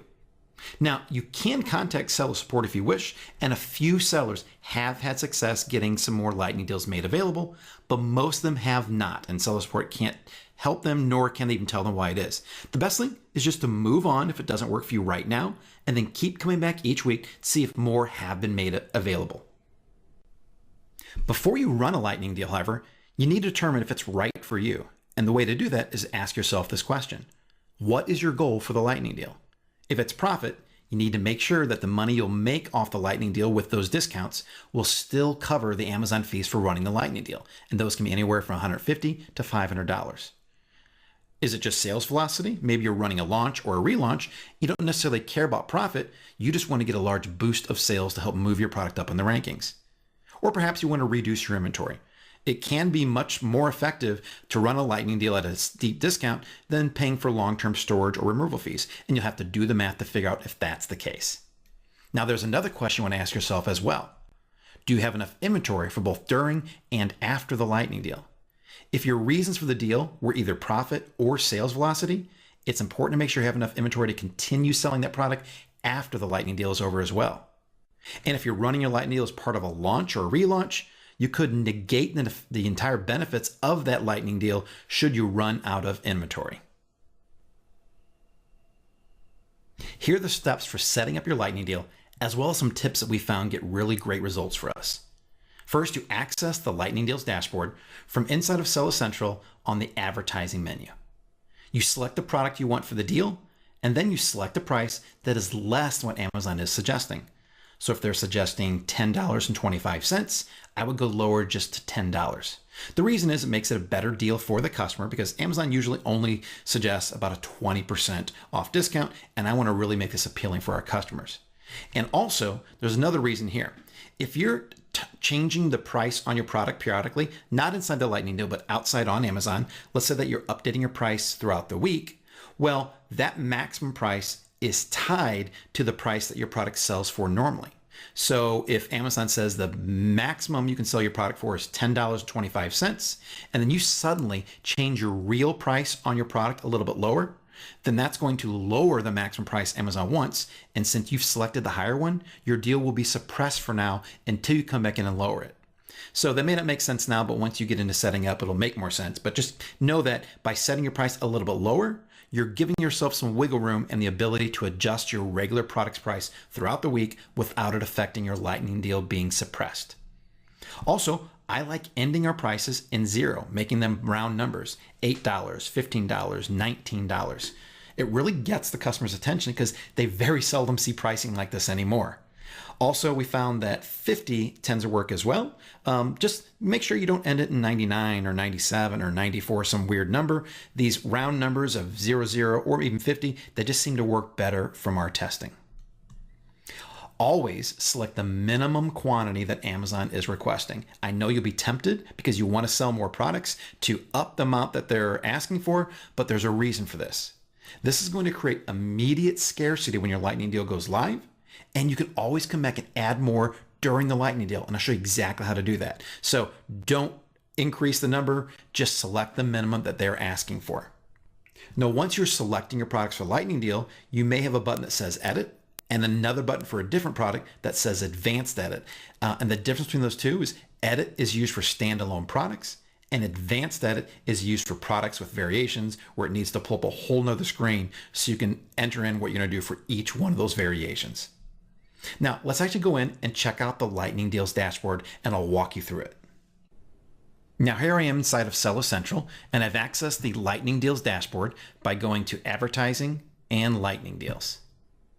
And on the left-hand side, you'll see the Lightning Deals menu. There's Create, which is where it brings you by default and where you would go to set up your Lightning Deals. Needs Action, Upcoming and Active, recently ended, and all. And I'll go through all these in just a moment. Now on the crate menu, this is where you will see all the products down here that are eligible for a lightning deal. If you don't see your product down here, you want to scroll over, and then if you have more that are available and it can't show them all on one screen, there might be a load more button. Or if you want to see all your products listed in one big list, you can click on the see all recommendations. If your product is not here, down here, then it means it's not eligible. And there's nothing you can really do about it. You just have to come back week after week and see if Amazon finally makes it eligible. Now, we also have the needs action menu. And when you have a lightning deal set up, this is where you want to come and check periodically to make sure there are no issues with it. For example, if you're getting too low on inventory and they're going to cancel the lightning deal, this is where it would show up. Or if the pricing has changed and Amazon is saying that you need to lower your price, this is also where it would be set up. And I'm going to talk about that in a few minutes here about what you need to look for and when you need to look for it. Upcoming and active would show you which lightning deals you currently have set up and active. And as you can see here, we have a lightning deal set up for Prime Day coming up. Now, they don't actually tell you the date for the lightning deal until you're within 7 days of the lightning deal itself. They're just going to tell you the window. And since we're not there yet, we just know the window. Recently ended would show you all the lightning deals that you've run and are now over. And then all is going to show you the same thing, but it's really going to be all the lightning deals that have ended, all the lightning deals that are set up, and even lightning deals that have been canceled. And as you can see here, we did have some lightning deals that we actually canceled because as we got closer to them, we realized that we did not want to run them for one reason or another. Now let's go back to the crate menu. And you'll notice down here under the menu for the lightning deals, there are two types of buttons. One is edit and one is advanced edit. And again, the edit is if you have a single product that is not part of a variation, that's what you'll see here. And when I click on that, I'll be able to set the lightning deal right here inside the screen.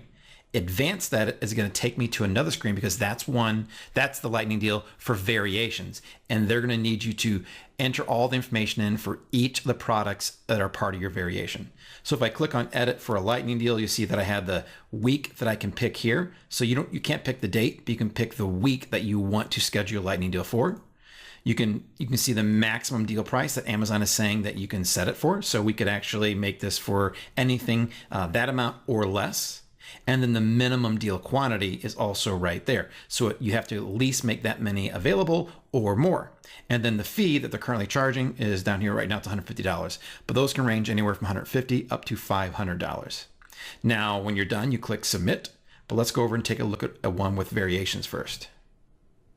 So as you can see here, we have a product with a lot of different variations, and Amazon is, by default, they're assuming all of the products are going to be included into it. If you want to exclude them, you have to take the X, and that will actually remove it from the deal. And then a plus would put it back in.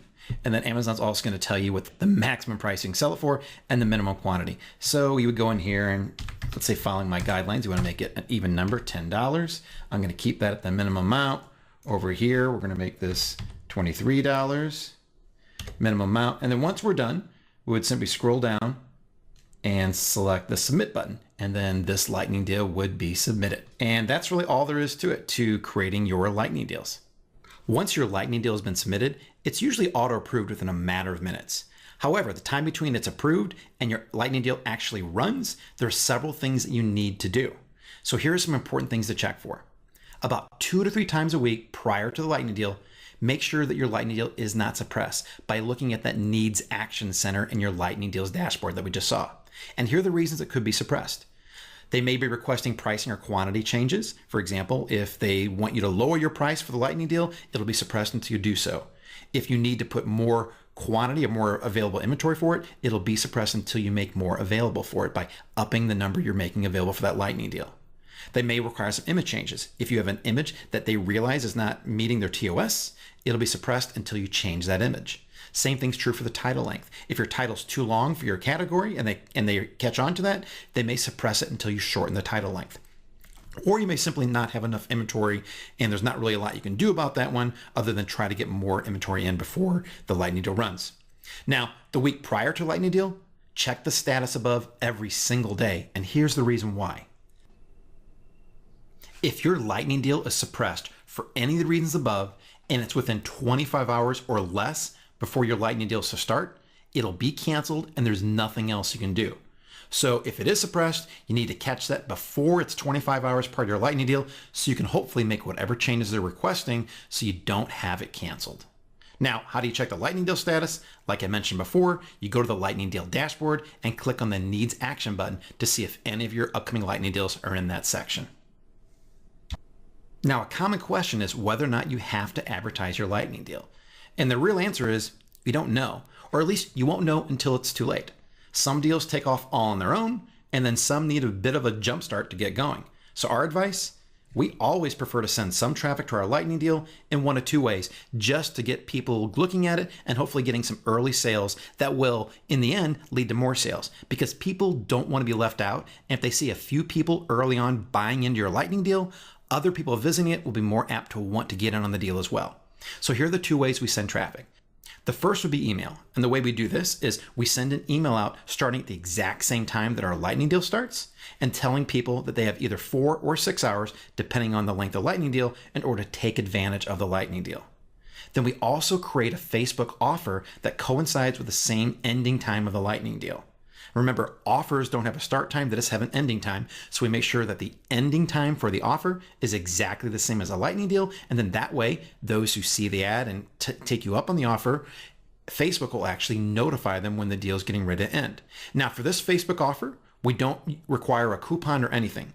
We simply say no coupon required, simply send them straight to the Lightning deal page, and then that way they can take advantage of it. Now, one thing you'll need to do is that in addition to having the Facebook offer, you have to create an ad that will actually show that offer. And you have to have an ad run for 24 hours, or at least you have to schedule it for 24 hours. If you try to schedule an ad in Facebook for a start and end date that's less than 24 hours, it won't let you. So what we do, we set it to run for 24 hours. And then once we notice that the Lightning deal is over, then we just manually end or pause that ad. That's one of our little tricks to get around the 24-hour minimum. You can end or pause a Facebook ad at any time you want. Now, another question we got is, can you actually advertise your Lightning deal ahead of time? Instead of emailing and starting a Facebook ad as soon as it starts, is there any benefits to actually sending out emails or starting ads ahead of time? And we have done that well in the past. You just have to be very careful to make sure that your ad is very clear about when the deal is starting and ending and that those dates are in the future. One benefit of doing this is that Amazon actually may notify those people who visited your product page in the past 24 hours about your Lightning deal. So if you send this out the day or two ahead of time, Amazon recognizes that people are visiting this product. They then see that a Lightning deal is coming up, and then they may send out an email similar to the one you see on the right, notifying those people. That's a great thing. Now, we can't control that completely. It's nice when it happens, and that's the reason why we sometimes do that. But the downside is that if Amazon doesn't do that, some people who get your ad and don't read it all the way through and go to your product may get a little frustrated when they get to your product and realize that the Lightning deal hasn't started yet, even though you clearly told them when it's going to start. So for this, the only way to really know is to test it out. Now, our favorite way is to use Facebook to advertise our Lightning deals because you can do so many things with them. You can target things so well. And I have my own personal Facebook advertising mantra. I say it's a secret, but I don't know if it's really a secret because I tell people this. I believe that targeting gets the right buyers. And that's how you choose who your ad's going to be shown to. The image gets their attention, regardless of whether or not that image has anything to do with the ad. And then the ad copy, what they finally read, is what gets their click. And to prove that, I'm going to show you some real live Facebook Lightning deal ad examples that I did, and all of these did incredibly well. Here's the first one. This deal ends in 4 hours or until they're gone. And there's just this goat looking at you with that really funny face. Nothing to do with the product, doesn't even talk about the product, but I already targeted the right people who I knew would like this product and who shopped on Amazon. So this got a lot of their attention. They clicked, saw the product, and then ended up buying. Exact same ad copy in all these, just this one was another animal, funny looking boxer with these glasses and a pencil in his mouth. Then here's this giraffe just sticking his tongue all the way on top of his nose. And then finally, just this really strange picture of a girl on the beach, in the water, with a bag on her head. This one actually got the best results out of all the ads that we ran. Now, when your Lightning deal runs, you can decide just to let it run all by itself, and it may do just fine. But we found that by doing a few simple things, you can get even better results during your Lightning deal. One is to get social. Share your Lightning deal with your fans on Twitter or Facebook and try to get some more traffic. Interact with those people who actually respond to it, or the people who are responding to your ads. Go in there and respond to them as well. Reply. Let them know there's a real person here during the sale. And also email your customers again. When you have an hour or less for your lightning deal, feel free to email them and let them know that the lightning deal is closing really soon. Now, here's the super secret though to maximizing your lightning deal sales. The reason we only told you to select the minimum quantity requested for an Amazon lightning deal is to increase scarcity. So what if your deal is ready to sell out after maybe an hour or two and you really wish you would have made more available? You can do that. You simply go in and add more inventory to your deal while it's running. Go into your lightning deal, update the quantity, and hit submit. And within a few seconds, the new quantity will be reflected. We do this when the deal gets to be about 90% sold out, and you can even do this multiple times throughout the deal. It is our #1 trick to getting the best results. So that's it for this lesson. And now it's time to take action. If you have lightning deals available to you, then determine if you're ready to run one first by figuring out what your goals are, like we talked about earlier. And if you are ready, then go in there, set one up, follow our guidelines, and get the maximum results for your lightning deal. If you don't have your product live yet, or you don't have any lightning deals eligible, that's totally fine. Just wait. Usually it may take about a month or so before Amazon gets you in the system, but keep checking back each week. Now next, in the very next lesson, we're going to talk about creating raving fans through your customer service and how to deal with something that everyone will come across at one point in time, your first negative review. So head on over to the next video and I'll see you there.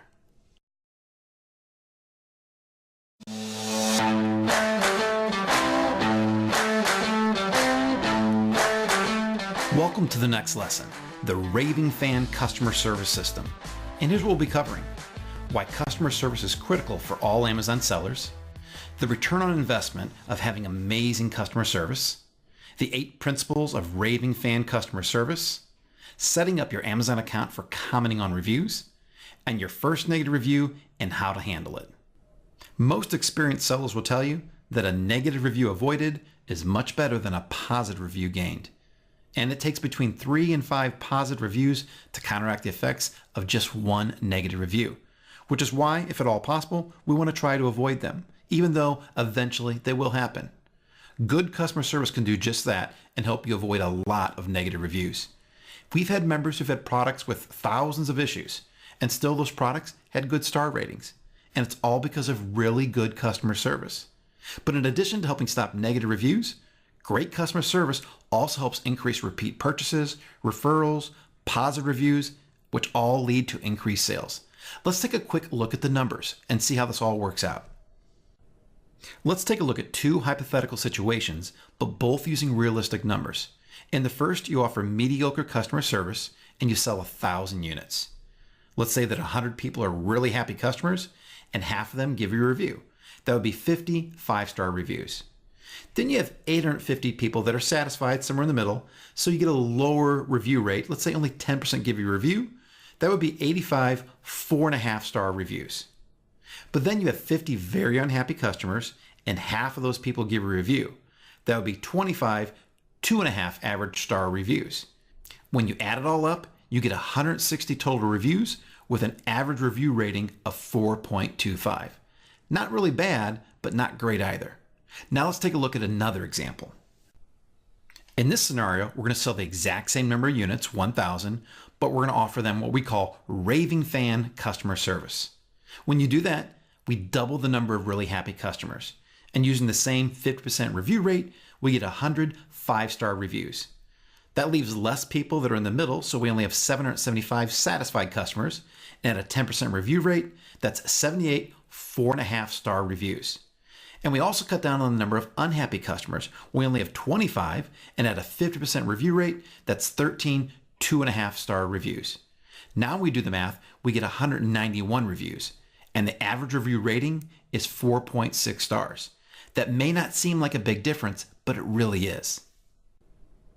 Imagine you're a customer. Which product would you buy? Product A with 160 reviews and a 4.25 rating? Or product B with 191 reviews, which is 20% more, and a 4.6 rating?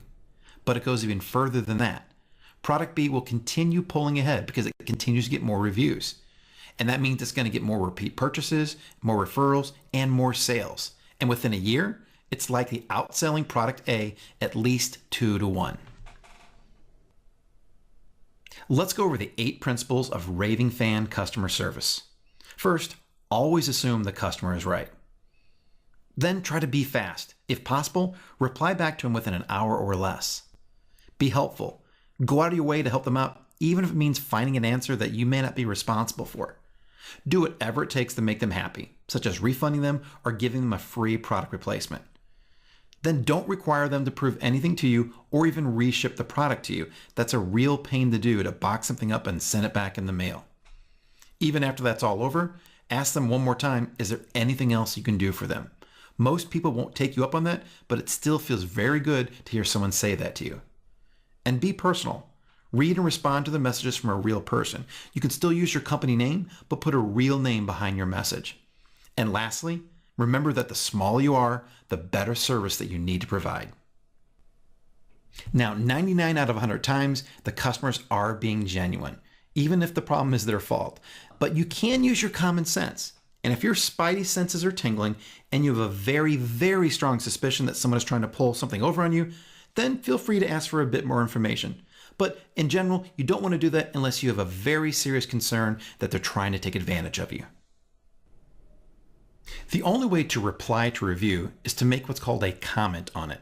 And you've probably seen these on Amazon reviews before. But the only way to comment on reviews is you have to have made a purchase on Amazon.com using your Seller Central login.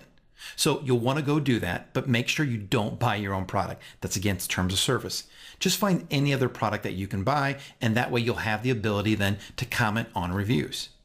You'll also want to set up your Amazon profile so that customers know who you are when commenting on your reviews. You want them to know that you work for the company, and that's why you're replying. You can use either your company name or your real name in your profile. And here's how you do that. You go to Amazon.com, not Seller Central. Then you log in with the same email and password as your Seller Central account. Then you go to your account, your profile, edit your profile, and then finally you update your public name to what you want your customers to see when you comment. Let's take a quick look at the screenshots for doing that. So here I am, and I go up and I select my account. Then you'll see the profile down in the lower left-hand corner. Select that. And then you'll see the Edit Your Profile button. Select that. And then finally, right there is your public name that you'll want to enter and hit Save. But look at everything else on here. All these other things are free places to advertise. So while you're here, go ahead, take advantage of this and put all kinds of information about your company. Your Facebook URL, Twitter, YouTube, a bio about you, your website, even your customer service email address. All these are completely fine to put in here, and you should do that. So if people do check you out when you're replying on reviews, they're going to find all different kinds of ways to reach out to you and contact your company. Now let's talk about a very inconvenient truth, and that is the fact that you will eventually get a negative review, no matter what you think it's going to happen. And when it does happen, here's exactly how you'll feel. Yep, that's right. That's how you're going to feel when you get your first negative review, and maybe your second or third even. However, sometimes you'll realize that there's a legitimate issue. The customer really had a problem and you need to take care of it. And then sometimes people are just crazy and they'll expect so many things that you never ever mentioned on your product, or they can talk about a product that's not even your product and still give you a review. You can't change those things. It's simply a fact of selling on Amazon and really just having any business. You will eventually have unhappy customers. Now, a negative review is not the end of the world, but realistically, they can impact your sales, which is why we need to deal with them quickly. Now, the hardest hitting one you'll ever get is your very first negative review, since that's the only time you go from a perfect 5.0 star rating to less than perfect, and you definitely will feel it. So just be prepared for it. It's going to happen. After that, I guarantee they do get easier to handle and easier to deal with. It's never great, but you'll get better at it and you'll be able to move past them much quicker. The best way to think about a review, actually, whether it's negative or positive, is that it's just feedback and it is not a reflection upon you. Regardless of the problem or who's at fault, the customer really is upset and they just want to be taken care of and they want to be heard. It's going to sting, but the only thing that matters is taking care of the customer and then what you do going forward. And you want to take care of the customer quickly to help try and keep a bad review from happening. So what you need next is an action plan. And the first part of that plan is to take care of the customer. You'll want to read and analyze a review. Don't just respond without trying to understand exactly what caused the issue in the first place. Reply to them, apologize, offer to do whatever it takes to take care of the issue, and then ask the customer to reach out to you directly. Now, you cannot give out your company email address in a comment, but you can give them your seller profile URL, which has a button on it that they can push to contact you. To find your seller URL, you simply go to any of the products that you sell and then click on your seller name, and that'll bring you to that screen, and that's the URL you can give them. Also, you can try looking up the customer's order if they used your real name in their review. If you do that, then you can message them directly from inside of Seller Central, and that way you can provide them with a refund or replacement with no questions asked. Again, I would not try to ask them to return anything. It is a pain, and you want to make this as easy as possible for them. Once you've taken care of the customer, next you need to figure out exactly what happened. What was the underlying cause of this issue? Could you have had better instructions, and would that have prevented this from happening? Or is there something wrong on your product detail page, or simply something that needs to be clarified and expanded on a bit? Or maybe it is possible that there's nothing that would have changed this. All products will have some level of defects, and industry standards are usually around 2% or less. And some issues are truly outside of your control. Amazon may have made a mistake, or something may have happened during the shipping process. So then you simply need to decide, is there action you need to take, or do you simply need to move on? And finally, you need to put this in the past. You need to stay positive and keep your focus on growing your business. Now, the best way to counteract a negative review? Go out and get more positive reviews. Looking in seller feedback for feedback that is actually a product review is a great way to do this. Some people intentionally leave this step out of their weekly or daily performance checklist. That way, in case they ever get a negative review, they have a reserve of positive seller feedbacks that they can easily convert into positive reviews. And that's it for the Raving Fan customer service system. Now it's time to take action. Prepare your Amazon.com account so that you can reply to customer reviews when the time comes. That involves making a purchase and also setting up your profile. And in the next lesson, we're going to learn how to assess the performance of our products by checking and understanding traffic and conversions. So I'll see you over in the next lesson.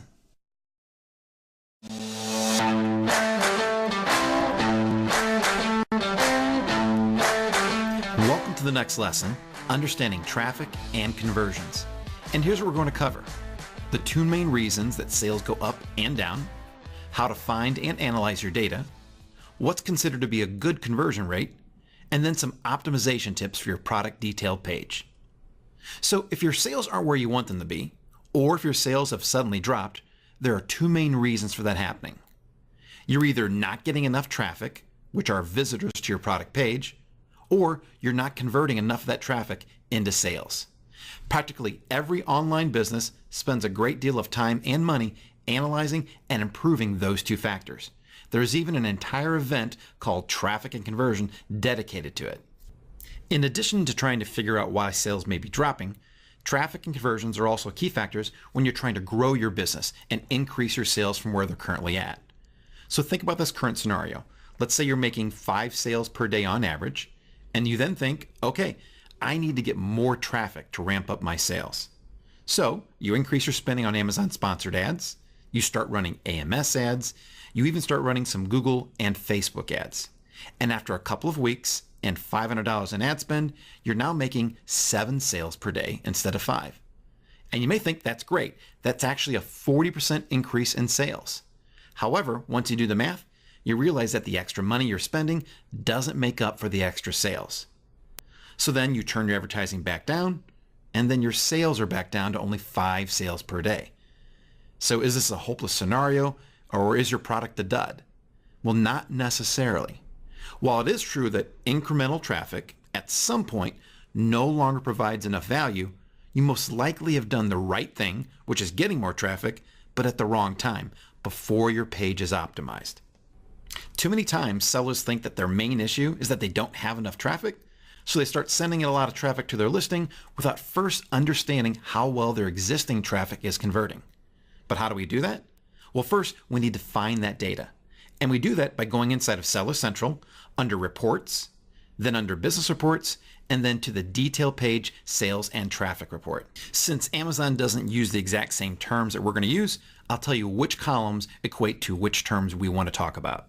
In there we'll find several columns, but these are the ones we want to pay attention to. Traffic will be in the sessions column. This is the number of people who have visited your page over whatever time period you've selected. Your conversions will be in the units ordered column.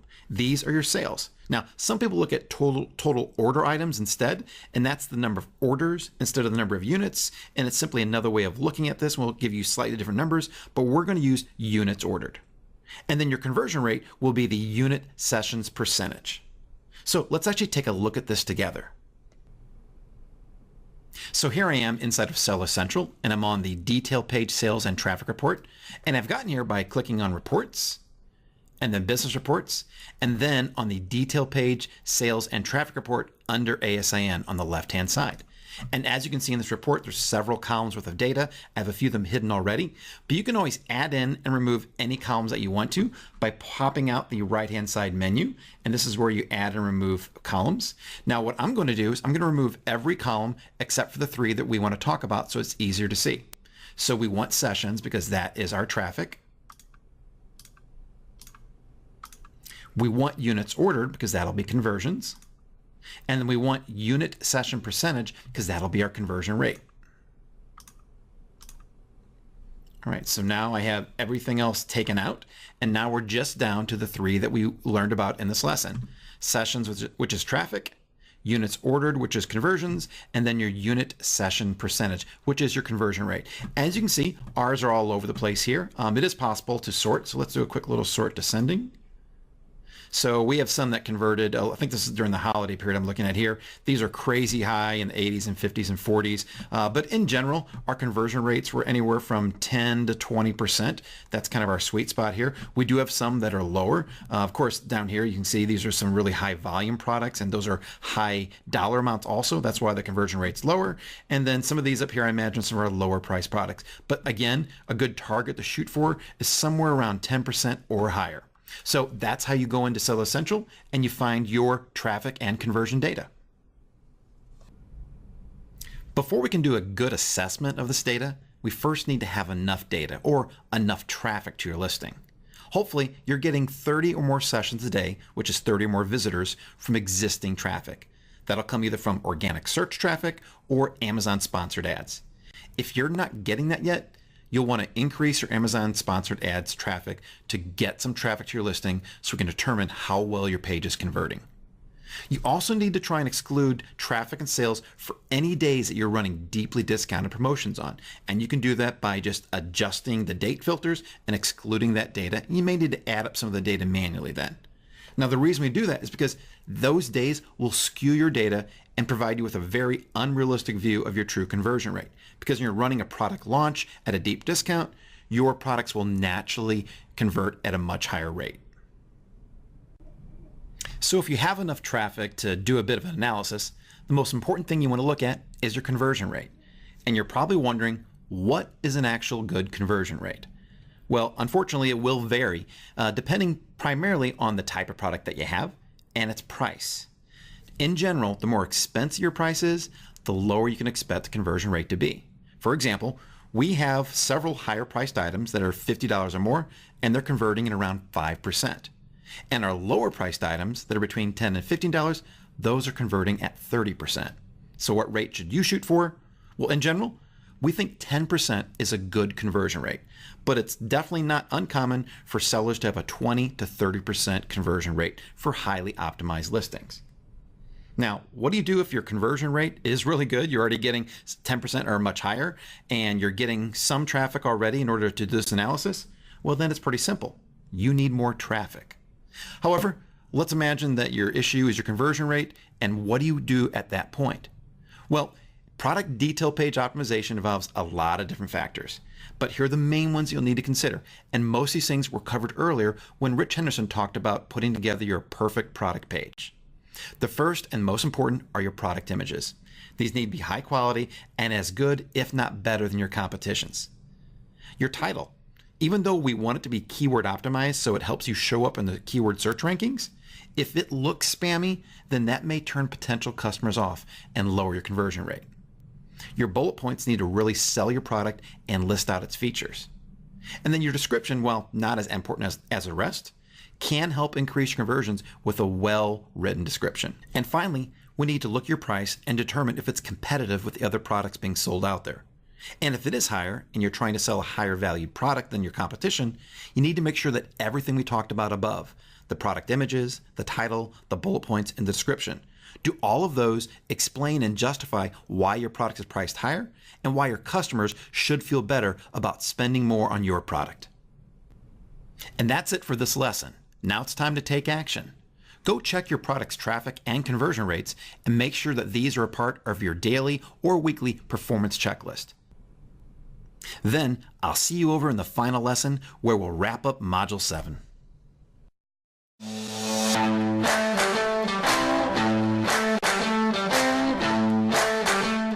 Welcome to the Module 7 wrap-up.